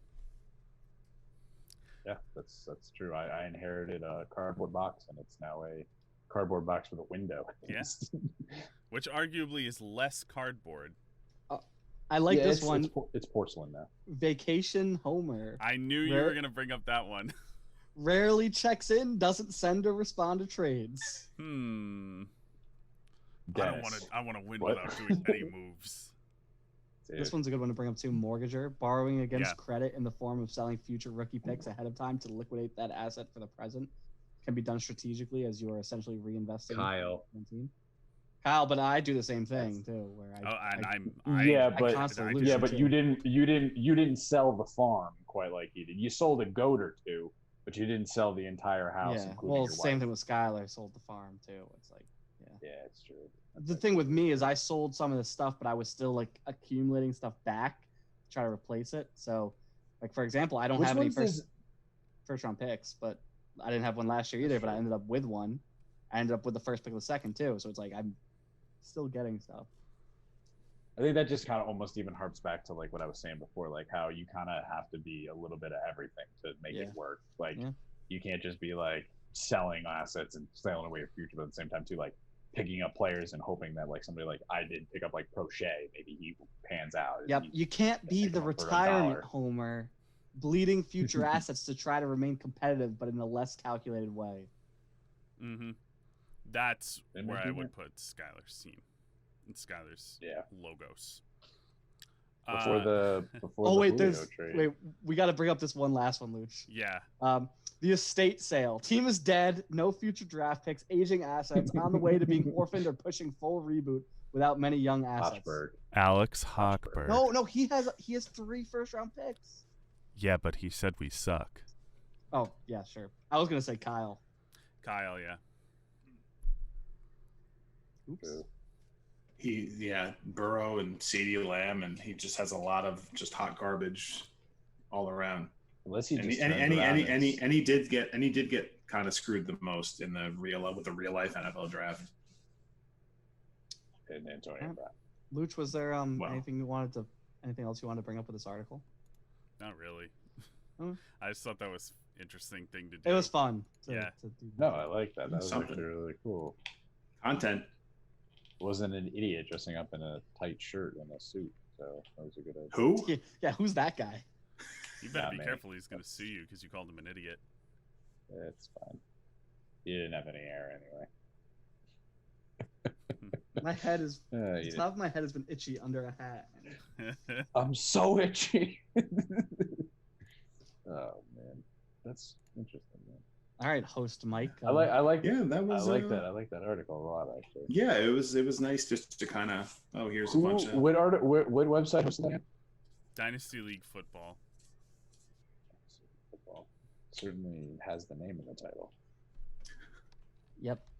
It's a good one. So listen, that about any last comments for the week? I was just gonna say that I'm not the biggest fan of DLF in general with their content.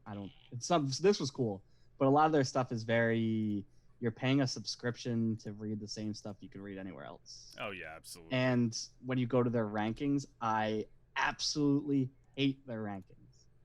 Oh, thank you, Lucho. I just got that. Appreciate it. So, is that a TikTok link? Yeah, that's exactly. What sucks right now is we'd have nothing else to talk about, but I kind of just want to hang out. So, but may I ask this? I actually a horrible episode. Kind of have something. I haven't since the last time I was on with my mustache. If you don't recognize me. Whoa, that was you? Yeah, it was. Yeah, it was actually. Since I made that Travis Kelce trade, what do you guys think about that? Did you like the trade? I didn't get to really ask you guys face to face. I think I may have texted you guys, but I loved the trade for you. Yeah, I think it's a great trade. I was even talking to Alex Hochberg at the time, and I was like, dude, you should have asked for more. Right. I'm going to be completely honest with you. I didn't realize he was 31. Does that worry you at all? That doesn't bother me at all. No.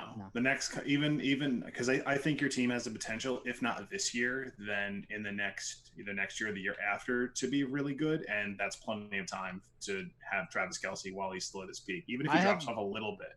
I have no worries about Travis Kelce production-wise for the next 3 years, at least.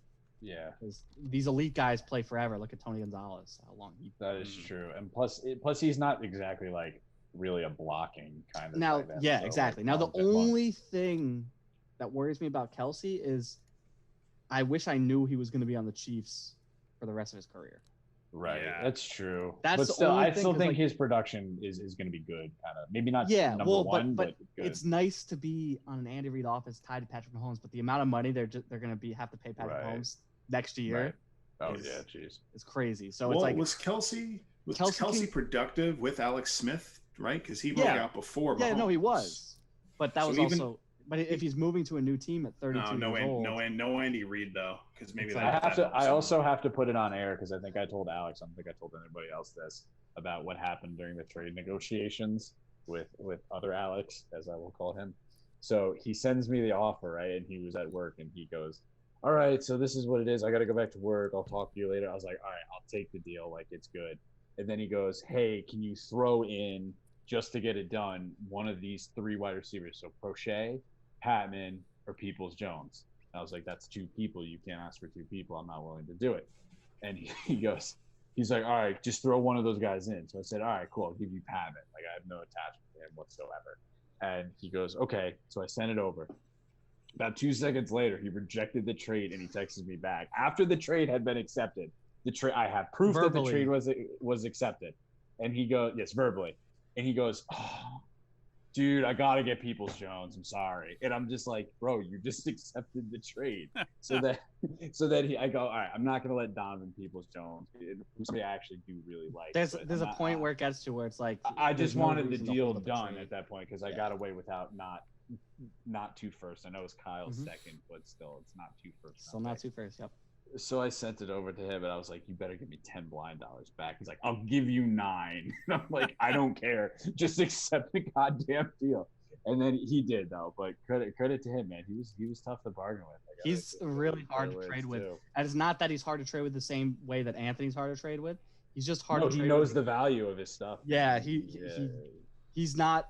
He's really willing to stand firm for as long as he needs to. He was willing to go back to work in order to just make me sweat it out. And it seriously. It really worked. And I know he's a player that you like too. Yeah, so it was love Travis Kelce.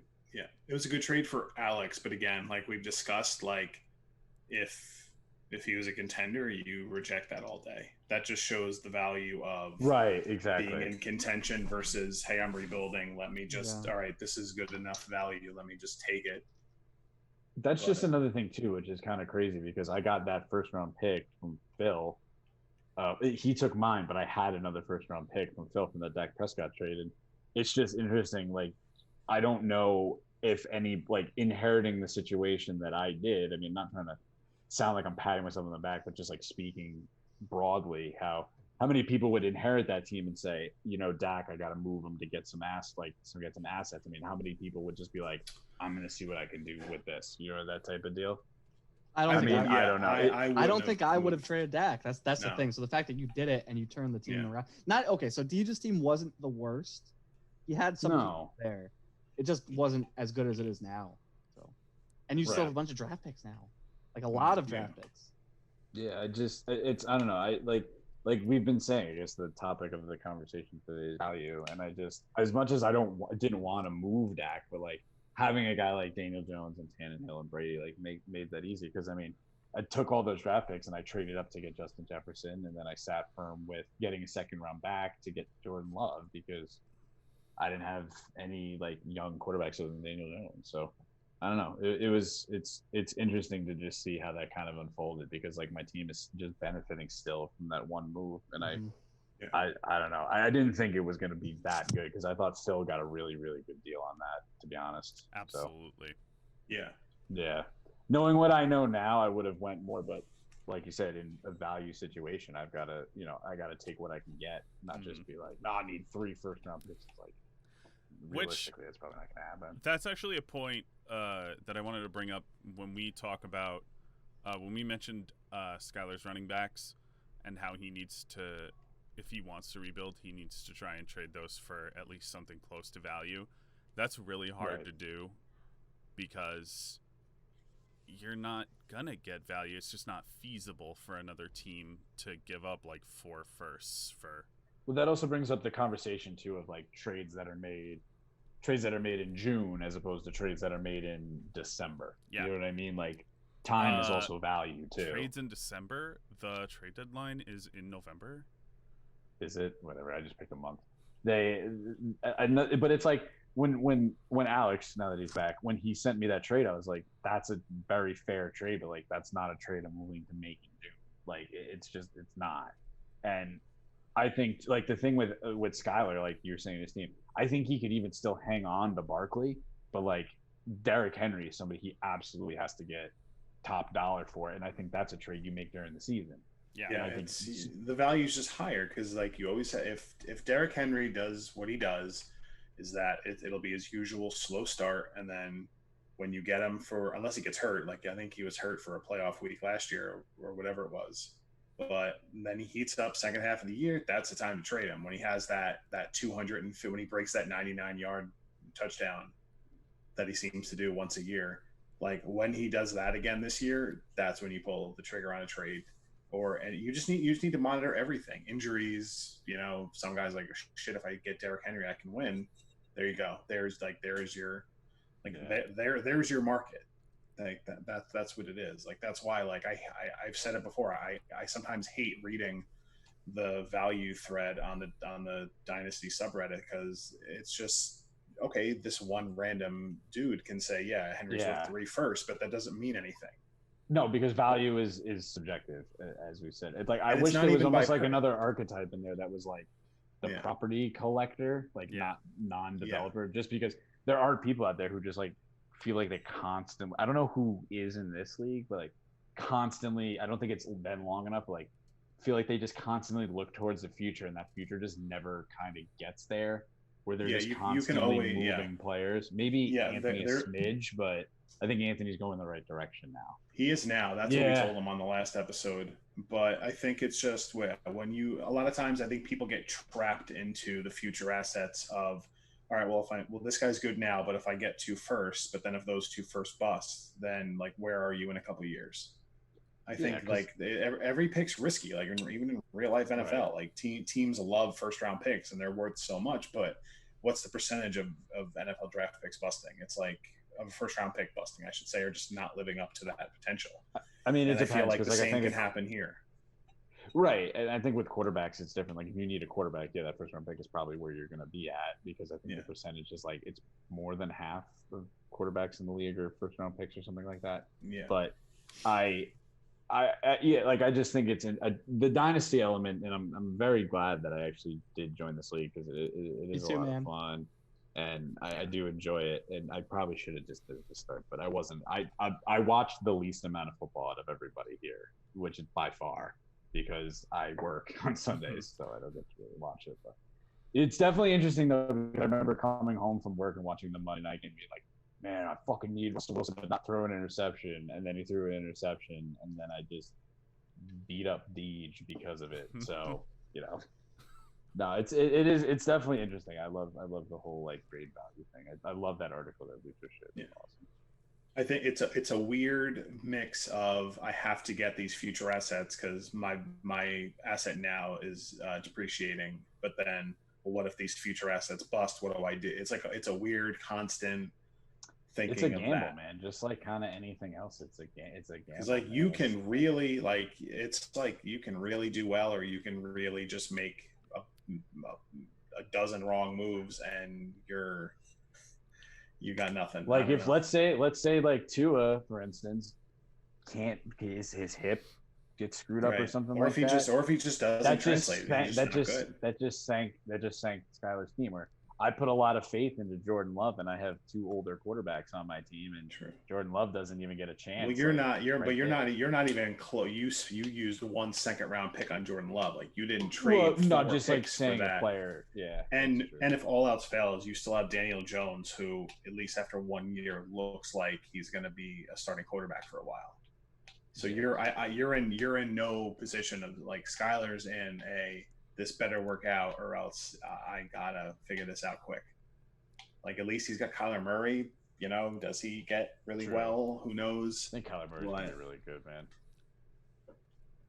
Is he going to be that QB1 type guy? You guys think for sure that Trevor Lawrence is number 1 consensus next year? Unless he face plants this year. Yeah, I think so. For Dynasty or for the NFL? For Dynasty. I don't care about that league. I mean, probably, especially for Superflex, I can't see Fields jumping him at this point. Now, I know this is sort of off topic, but let me ask, how do you feel about Justin Fields? I'm actually curious. Well, I was just about to say that I don't think it's guaranteed that Lawrence is the 101 in rookie drafts. I think there's actually probably about a 30% chance that Justin Fields jumps him, because Justin Fields is the type of quarterback for fantasy purposes that you want. Yeah, you're right. So it's like, yes, I think it's guaranteed Trevor Lawrence is the 101 for the NFL, but for Dynasty, I could see Justin Fields jumping him, and not easily, but I don't think it's like a crazy thing to happen at all. It's within the range of outcomes. Yeah. I'd go even lower. I'd say there's like a 20% chance. I know I'm a Buckeye guy, but I just don't see it with Justin Fields. His decision making is very poor, and like it's like I forgot that Urban Meyer doesn't coach there, but there's just something like I've never liked Urban Meyer quarterbacks. I know he's not the coach anymore, But you're telling me Raider legend Terrell Pryor didn't do it for you? That's even though he wasn't Urban Meyer, it's not the same because he wasn't recruited by Urban Meyer. Yeah, that's true. That's a good point. It's a new way of college football where all these transfers are happening now. It's a new way. You can't really connect. Yeah, you can't really connect them to these coaches anymore. Mm-hmm. It's just interesting to see, like, inversely, like how the college game has shifted into like this big spread, and like the NFL has stayed stagnant. I mean, and Lamar Jackson has kind of broken the mold a little bit. And Cliff Kingsbury bringing air raid in. Yeah, it's still it's at the end of the day, like, I think you're seeing teams now with the success of Derrick Henry kind of go back to like, all right. You're seeing a lot of teams coming in and being like, we're going to run more 12 personnel now.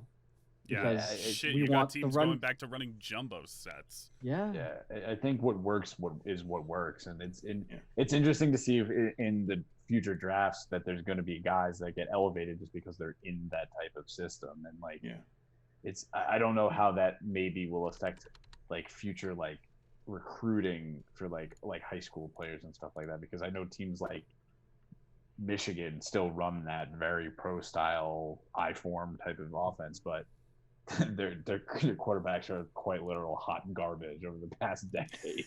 So except for maybe like Chad Henne, but he wasn't. I don't think he was this decade. But Chad Henne's like, I think, still hanging around the league somehow. But I don't know. I find that interesting. I just get ahead. No, I'm surprised that, like, maybe in the past, like maybe teams are opening up to it now, but they're like, all right, well, we drafted this quarterback high and he came out of a spread offense, so we want to build our team around this, but we're not going to change our offense. We're going to want this guy to adapt to our style. I'm surprised more often a team, because I guess a team like when John Fox pretty much changed around. Was it John Fox with Tim Tebow? When he changed around like the entire offense to make it work. But then I thought John Fox kind of did a decent enough job too. But I knew Josh McDaniels drafted him.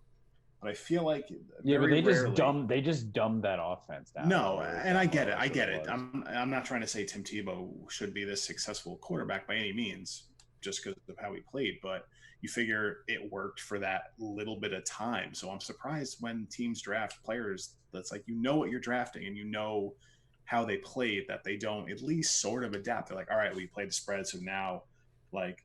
I think you saw that a bit with Mariota too. I think you saw that a bit with Mariota. This is a coaching issue in the NFL, not just for rookies, just for anything. Like, there's so many guys that are like, no, we're going to do it my way because I'm the coach. And I know when it doesn't work, like the player gets. Do you think though that you'll see like a true in the future, like spread read option type of offense? Maybe if you almost kind of see with Cliff Kingsbury with the air raid and stuff like that. I think if enough college, let's say for instance, Urban Meyer for whatever reason got the next coaching job for the Browns or something like that. Do you think he comes in with a more pro style offense, or he says, "Hey, the shit I ran in college, I'm bringing that." What's tough is that has happened before, like when Chip Kelly came in. Like, it happens where the guys try to. I forgot about Chip Kelly. No, the guys, but just in general, that's just an extreme example. But guys come in and they try to incorporate it, and then it turns out that it's not working. But I think it's one of those things where, like, okay, it's not working because you're the only guy trying it. But if like a league-wide thing, we started trying to do this, certain guys would be able to get it done. Like, largely, yeah. No, as more and more colleges, I feel like you said, like a lot of college football, it's a lot more about athletes, more about just making plays. If so many colleges are running like a spread style, more opened up offense, I feel like the NFL has no choice but to adapt, or else all those old coaches are going to get driven someone out. Will be able to do it. It's just right. I mean, it's hard for these college coaches to come in and do it because they're like, all right, I'm joining a team. I haven't been an NFL coach before. I'm going to incorporate the stuff I did in college. But that might work in a vacuum. But the fact that they have to also learn all these other NFL tendencies, which ultimately fails them at this level because they're just not used to how the NFL runs in general. Like, yes, your system might work if Andy Reid decided to implement it or Bill Belichick decided to implement it. There's also, it's not going to work when you're still have this huge learning curve. I would be. This is something I maybe know a bit more than you guys. It's even from like the past 10 years ago when I played. Like, the game has changed so much because there's this bigger emphasis on safety, and I do think the game is now put athletes in space and make the plays, as opposed to hey, we've got 9 guys here. We're going to run it that way. Can you stop us type of deal? And I just think it's a certain point there's always going to be people who fit archetypes, but you're going to like somebody like a Leonard Fournette. I mean, you look at all these big college programs, like all the SEC schools, schools like Ohio State, schools like Oregon, USC, they all run that majority spread type offense. And I just think at some point, some coach is going to say, you know what, I'm going to put my athletes in space and let's see if it works. And it's like you said, like we've said before, it's a copycat league.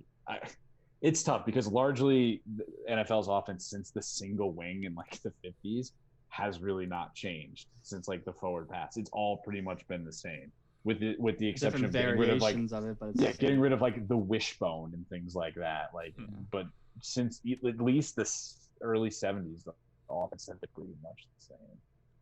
Yeah.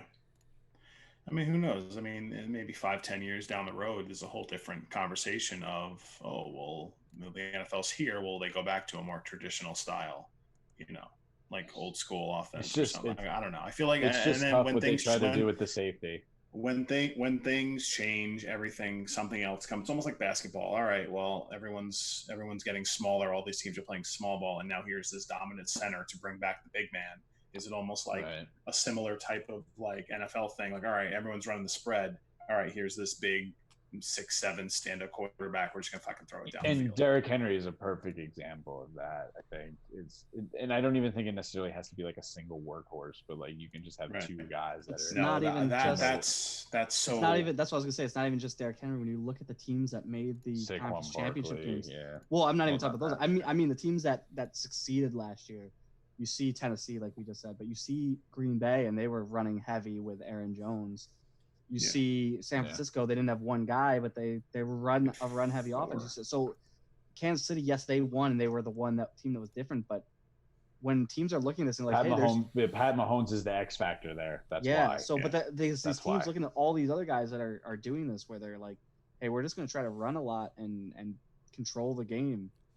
And now you're seeing other teams start just based on their moves, starting to do the same thing. And the fact that, like I said, so much 12 personnel now is just showing that the NFL's moving back to that, which is crazy. And like you're saying, Dennis, it might not be that one workhorse guy like Derrick Henry, which I don't think most teams would be like that, but it'll be more like how San Francisco is, where they just have all these guys, which sucks for fantasy, but it works for NFL. Yeah. Right. But also like fantasy players have to adapt to everything that the NFL does. Like we can talk, you can talk all day about guys, but it comes back to almost like that neighborhood psychology type stuff. Like maybe it's not something everybody looks into, but at some point you have to. Like some guys just don't fit well for fantasy.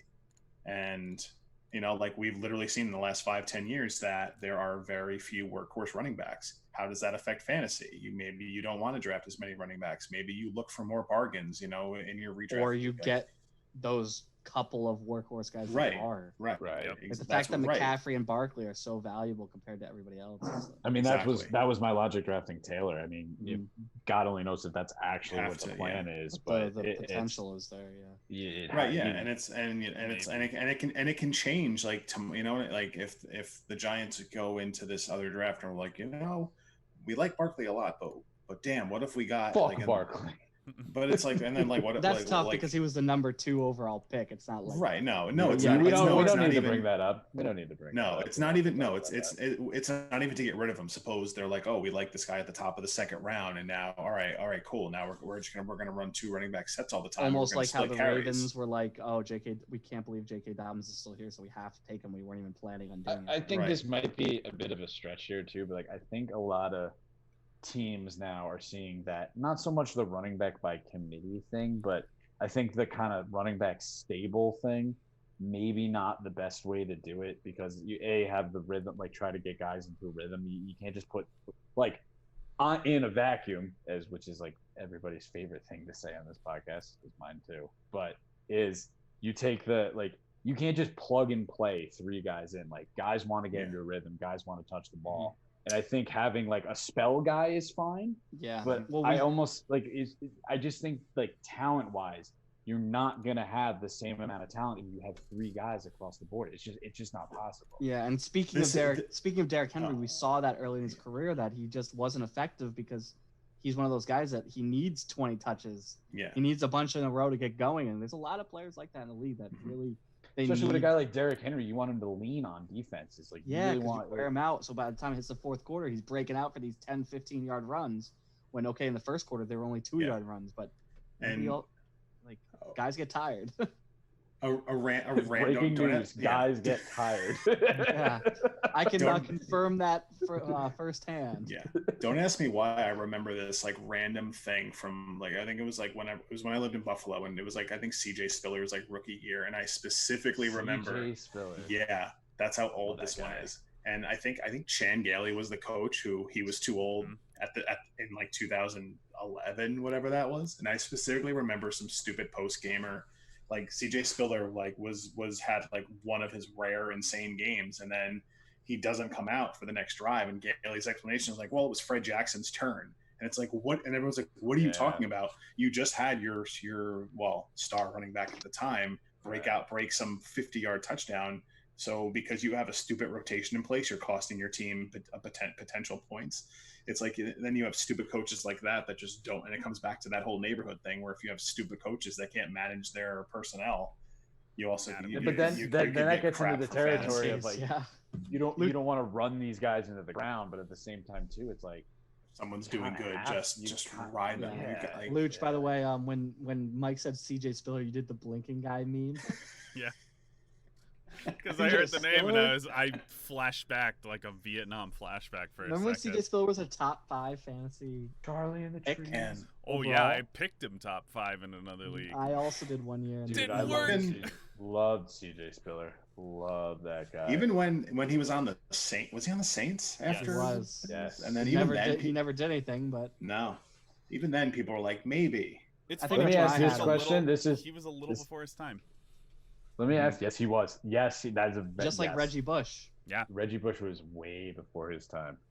Let me ask this question. This is kind of random, but the CJ Spiller thing: is there a player on a hill you died on that absolutely? I was going to say Zach Stacy. Did not.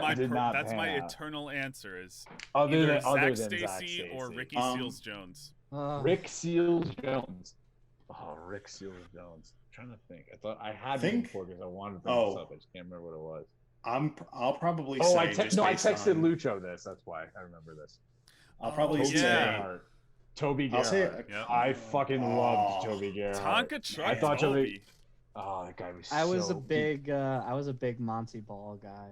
Oh yeah, Monty Ball. How could you not, dude? How could you not though? I thought he was gonna be so good. I got so lucky that Ray Payne wouldn't trade him to me because I was paying a lot.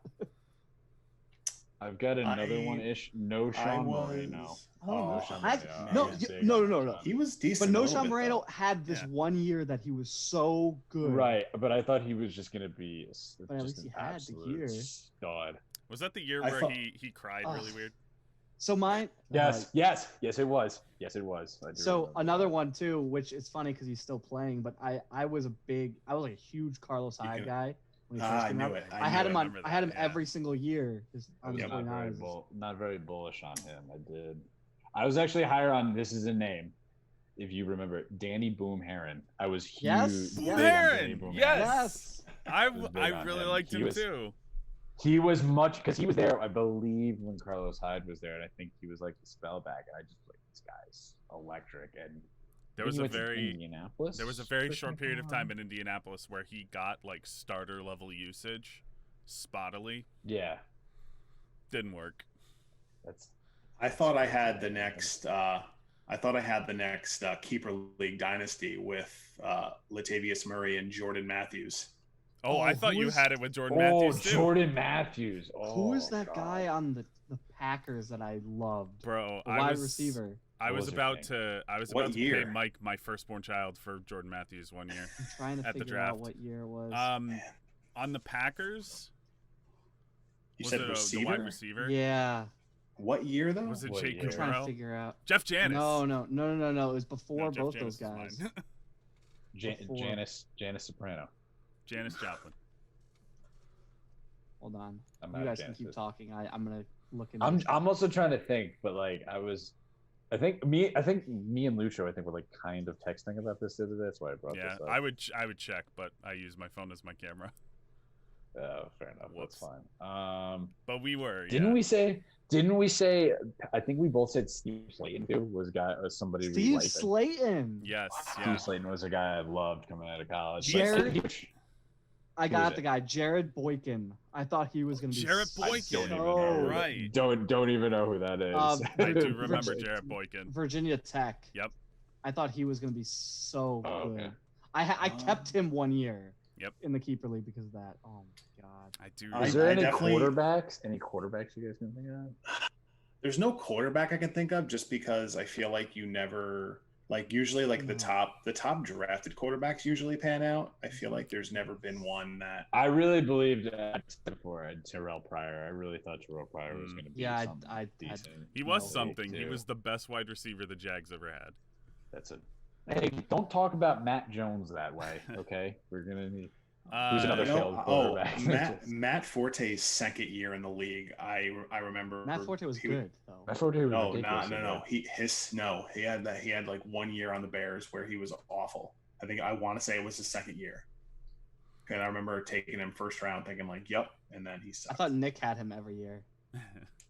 I was one of Nick's guys. I thought he did too. Even I knew that I wasn't in the league. That was one of Nick's guys, Matt Forte. Matt Forte, and then who was the other guy that besides Aaron Rodgers? There was somebody else that he was always about too. I can't remember. Joey would know. We'd have to ask.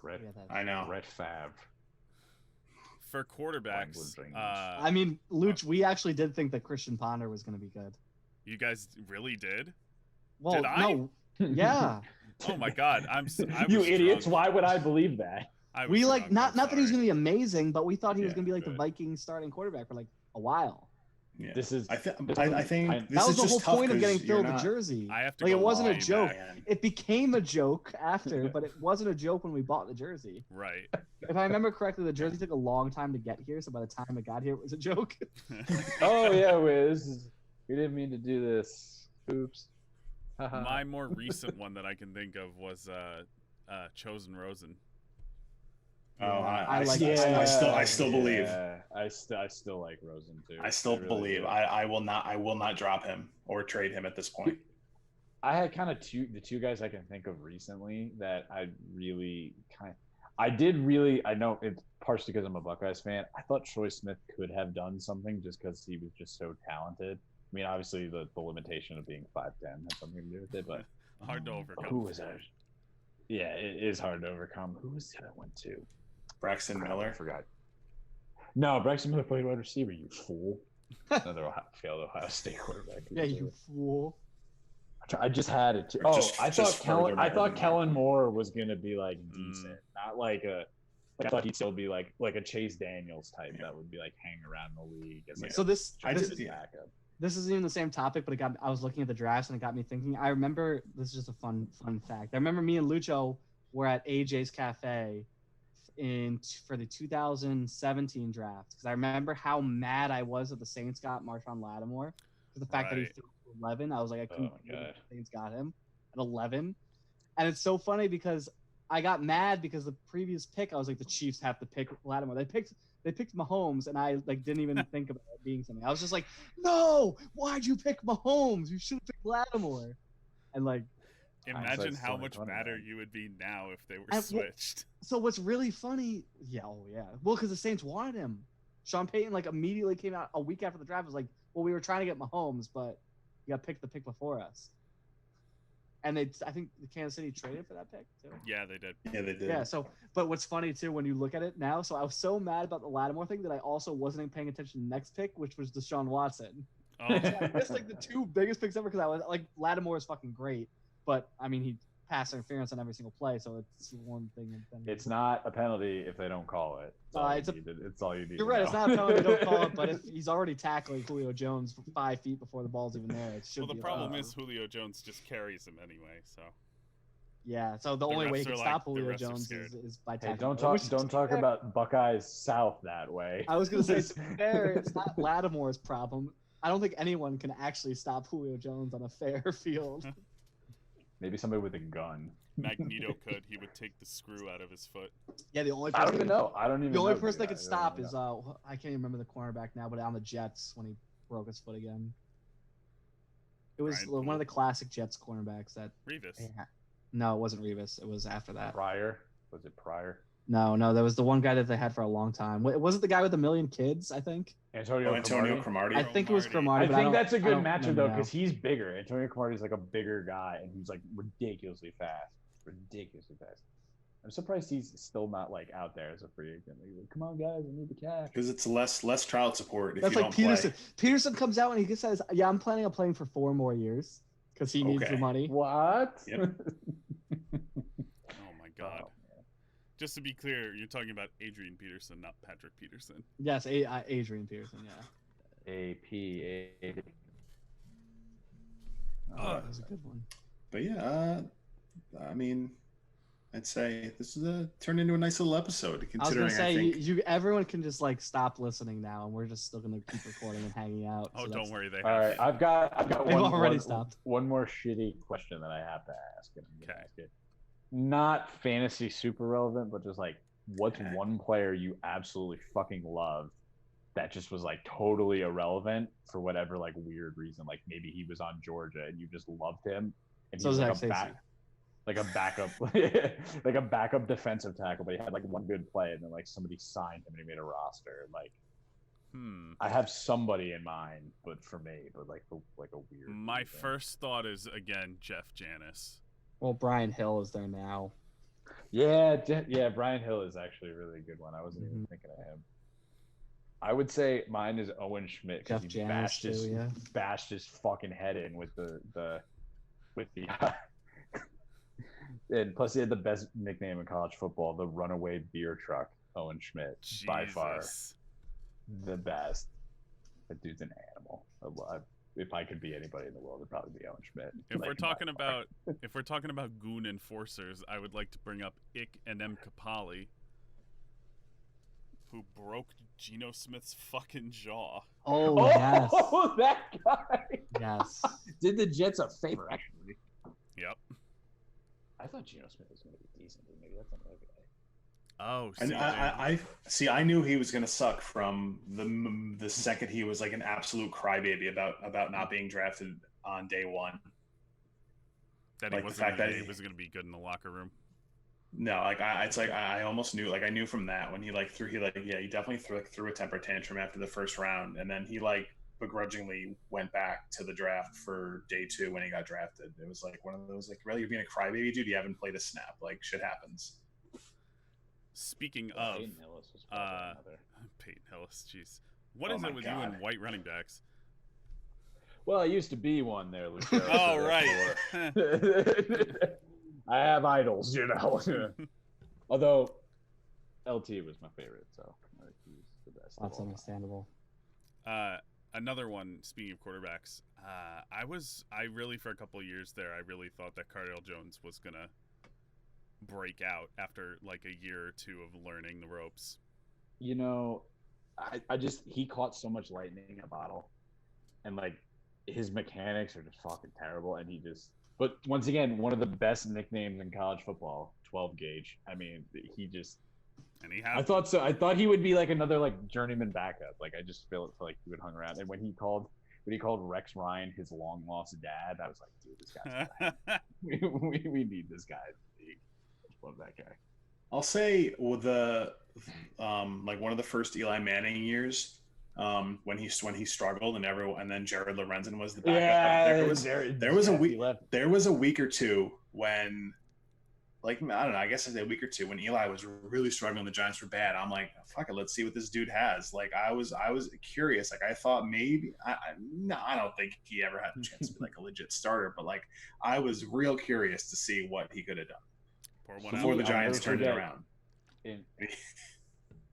I'll never forget when he in the preseason trucked one of the New England Patriots linebackers, like decleated him on scramble. Everybody was just like, he's a big boy, man. And he, what's hysterical? He beat out Anthony Wright for the second spot. So because he was supposed to be the third stringer, and he actually beat him out for the second spot, which means he was the most. Oh man, Hefty left him. I miss you, bro. Yeah. Dennis, by the way, I was trying to think of because you said, oh, maybe there's someone you like that's irrelevant because you went to Georgia or something. There's someone now that might turn into being completely irrelevant his whole career, and it's DeAndre Baker, who I'm still love. And I'll always love. Yeah, I think no matter the armed robbery and the just being terrible for the Giants. The whoopsie he committed. Oops. But that's you know what though, that's not even, not to get too much into this, but that's not even on him. That's just a bad scheme fit. He's a man-to-man guy, and they want him to play zone. Yeah, he was so good in college, man. So because when they put him in man-to-man on blitzes, you never heard anything wrong, and then all of a sudden it's like, well, he's an idiot. It's like, how about not taking the top man corner and putting him in zone every play? Like, have him come to the. I'm just a normal guy, and I know that. So yeah, I think Logan Wilson might be one of those guys for me too. Logan for the Wilson. Bengals. As a flip on the flip side, because this just popped into my head, who is the first player you think of that has been relevant, at least semi-relevant, if not more, that you fucking hated? Jeff Heath. Fuck Jeff Heath. Is he relevant? Jeff Heath. God, Jeff Heath pissed me off too. Well, there's a lot of players on the Saints that are relevant that I hate. But I mean, like, irrational. I didn't think Deshaun Watson was going to be very good. Neither did Mike Francesa. I just didn't. That's where I get my information from. It's only Mike Francesa and my horse. Speaking of. Mel Kiper Jr. also thought that that Russell Wilson was only going to be as good as Seneca Wallace. Ooh. That's such a cop-out, man. Like, that's such a cop-out. Oh, short black quarterback who runs? Seneca Wallace. It's like, oh my God, fuck's sake. You know, for fantasy, I didn't think Eli was going to be very good either. No. I really didn't think Eli was going to be that great. No, not at first. Especially his first year. I was like, this guy's dog That's shit. why I just said when Jared Lorenzen was there, I was real curious to see what he could have done before they turned that season around. We're moving on to the thing of guys who I thought weren't going to be good that ended up being good. I gotta think about this. I'll leave the last one. For fantasy, Jeff Heath. Oh. That we said relevant player. Oh. You didn't like Van Der Esch, right? You hated that guy, right? No, Lucho. Oh, I was gonna say I liked Van Der Esch. Oh, I didn't hate him. That was more just like, I remember you not being happy with that pick because he's a fucking in the box middle linebacker that they picked when they had so many other possibilities with neck issues. They've been here before. Usually players. Oh, middle linebacker that's hurt. Who knew? Hey, Jerry. Never heard of him. Yeah, he's a tackling machine. Also, Sean Lee is a fucking mental patient. Is that guy in a wheelchair yet? By any chance? Is he still on the Cowboys? Yeah, probably. Sean Lee. Is he? That was so good, man. So good. Oh, here goes Lucho finally cutting out his video, and I didn't even realize. This is how mad I got. You got so, this isn't even my final form. I think Deshaun Watson is one of them that I wasn't huge on. Hey, did we ever close out the podcast? No. All right, Mike. Officially. I'm gonna keep talking, but let's officially close it out. Yeah. Hey, thanks for listening, guys. Strong thing. Bless you. Now that my shit is broken. What a great. That's it.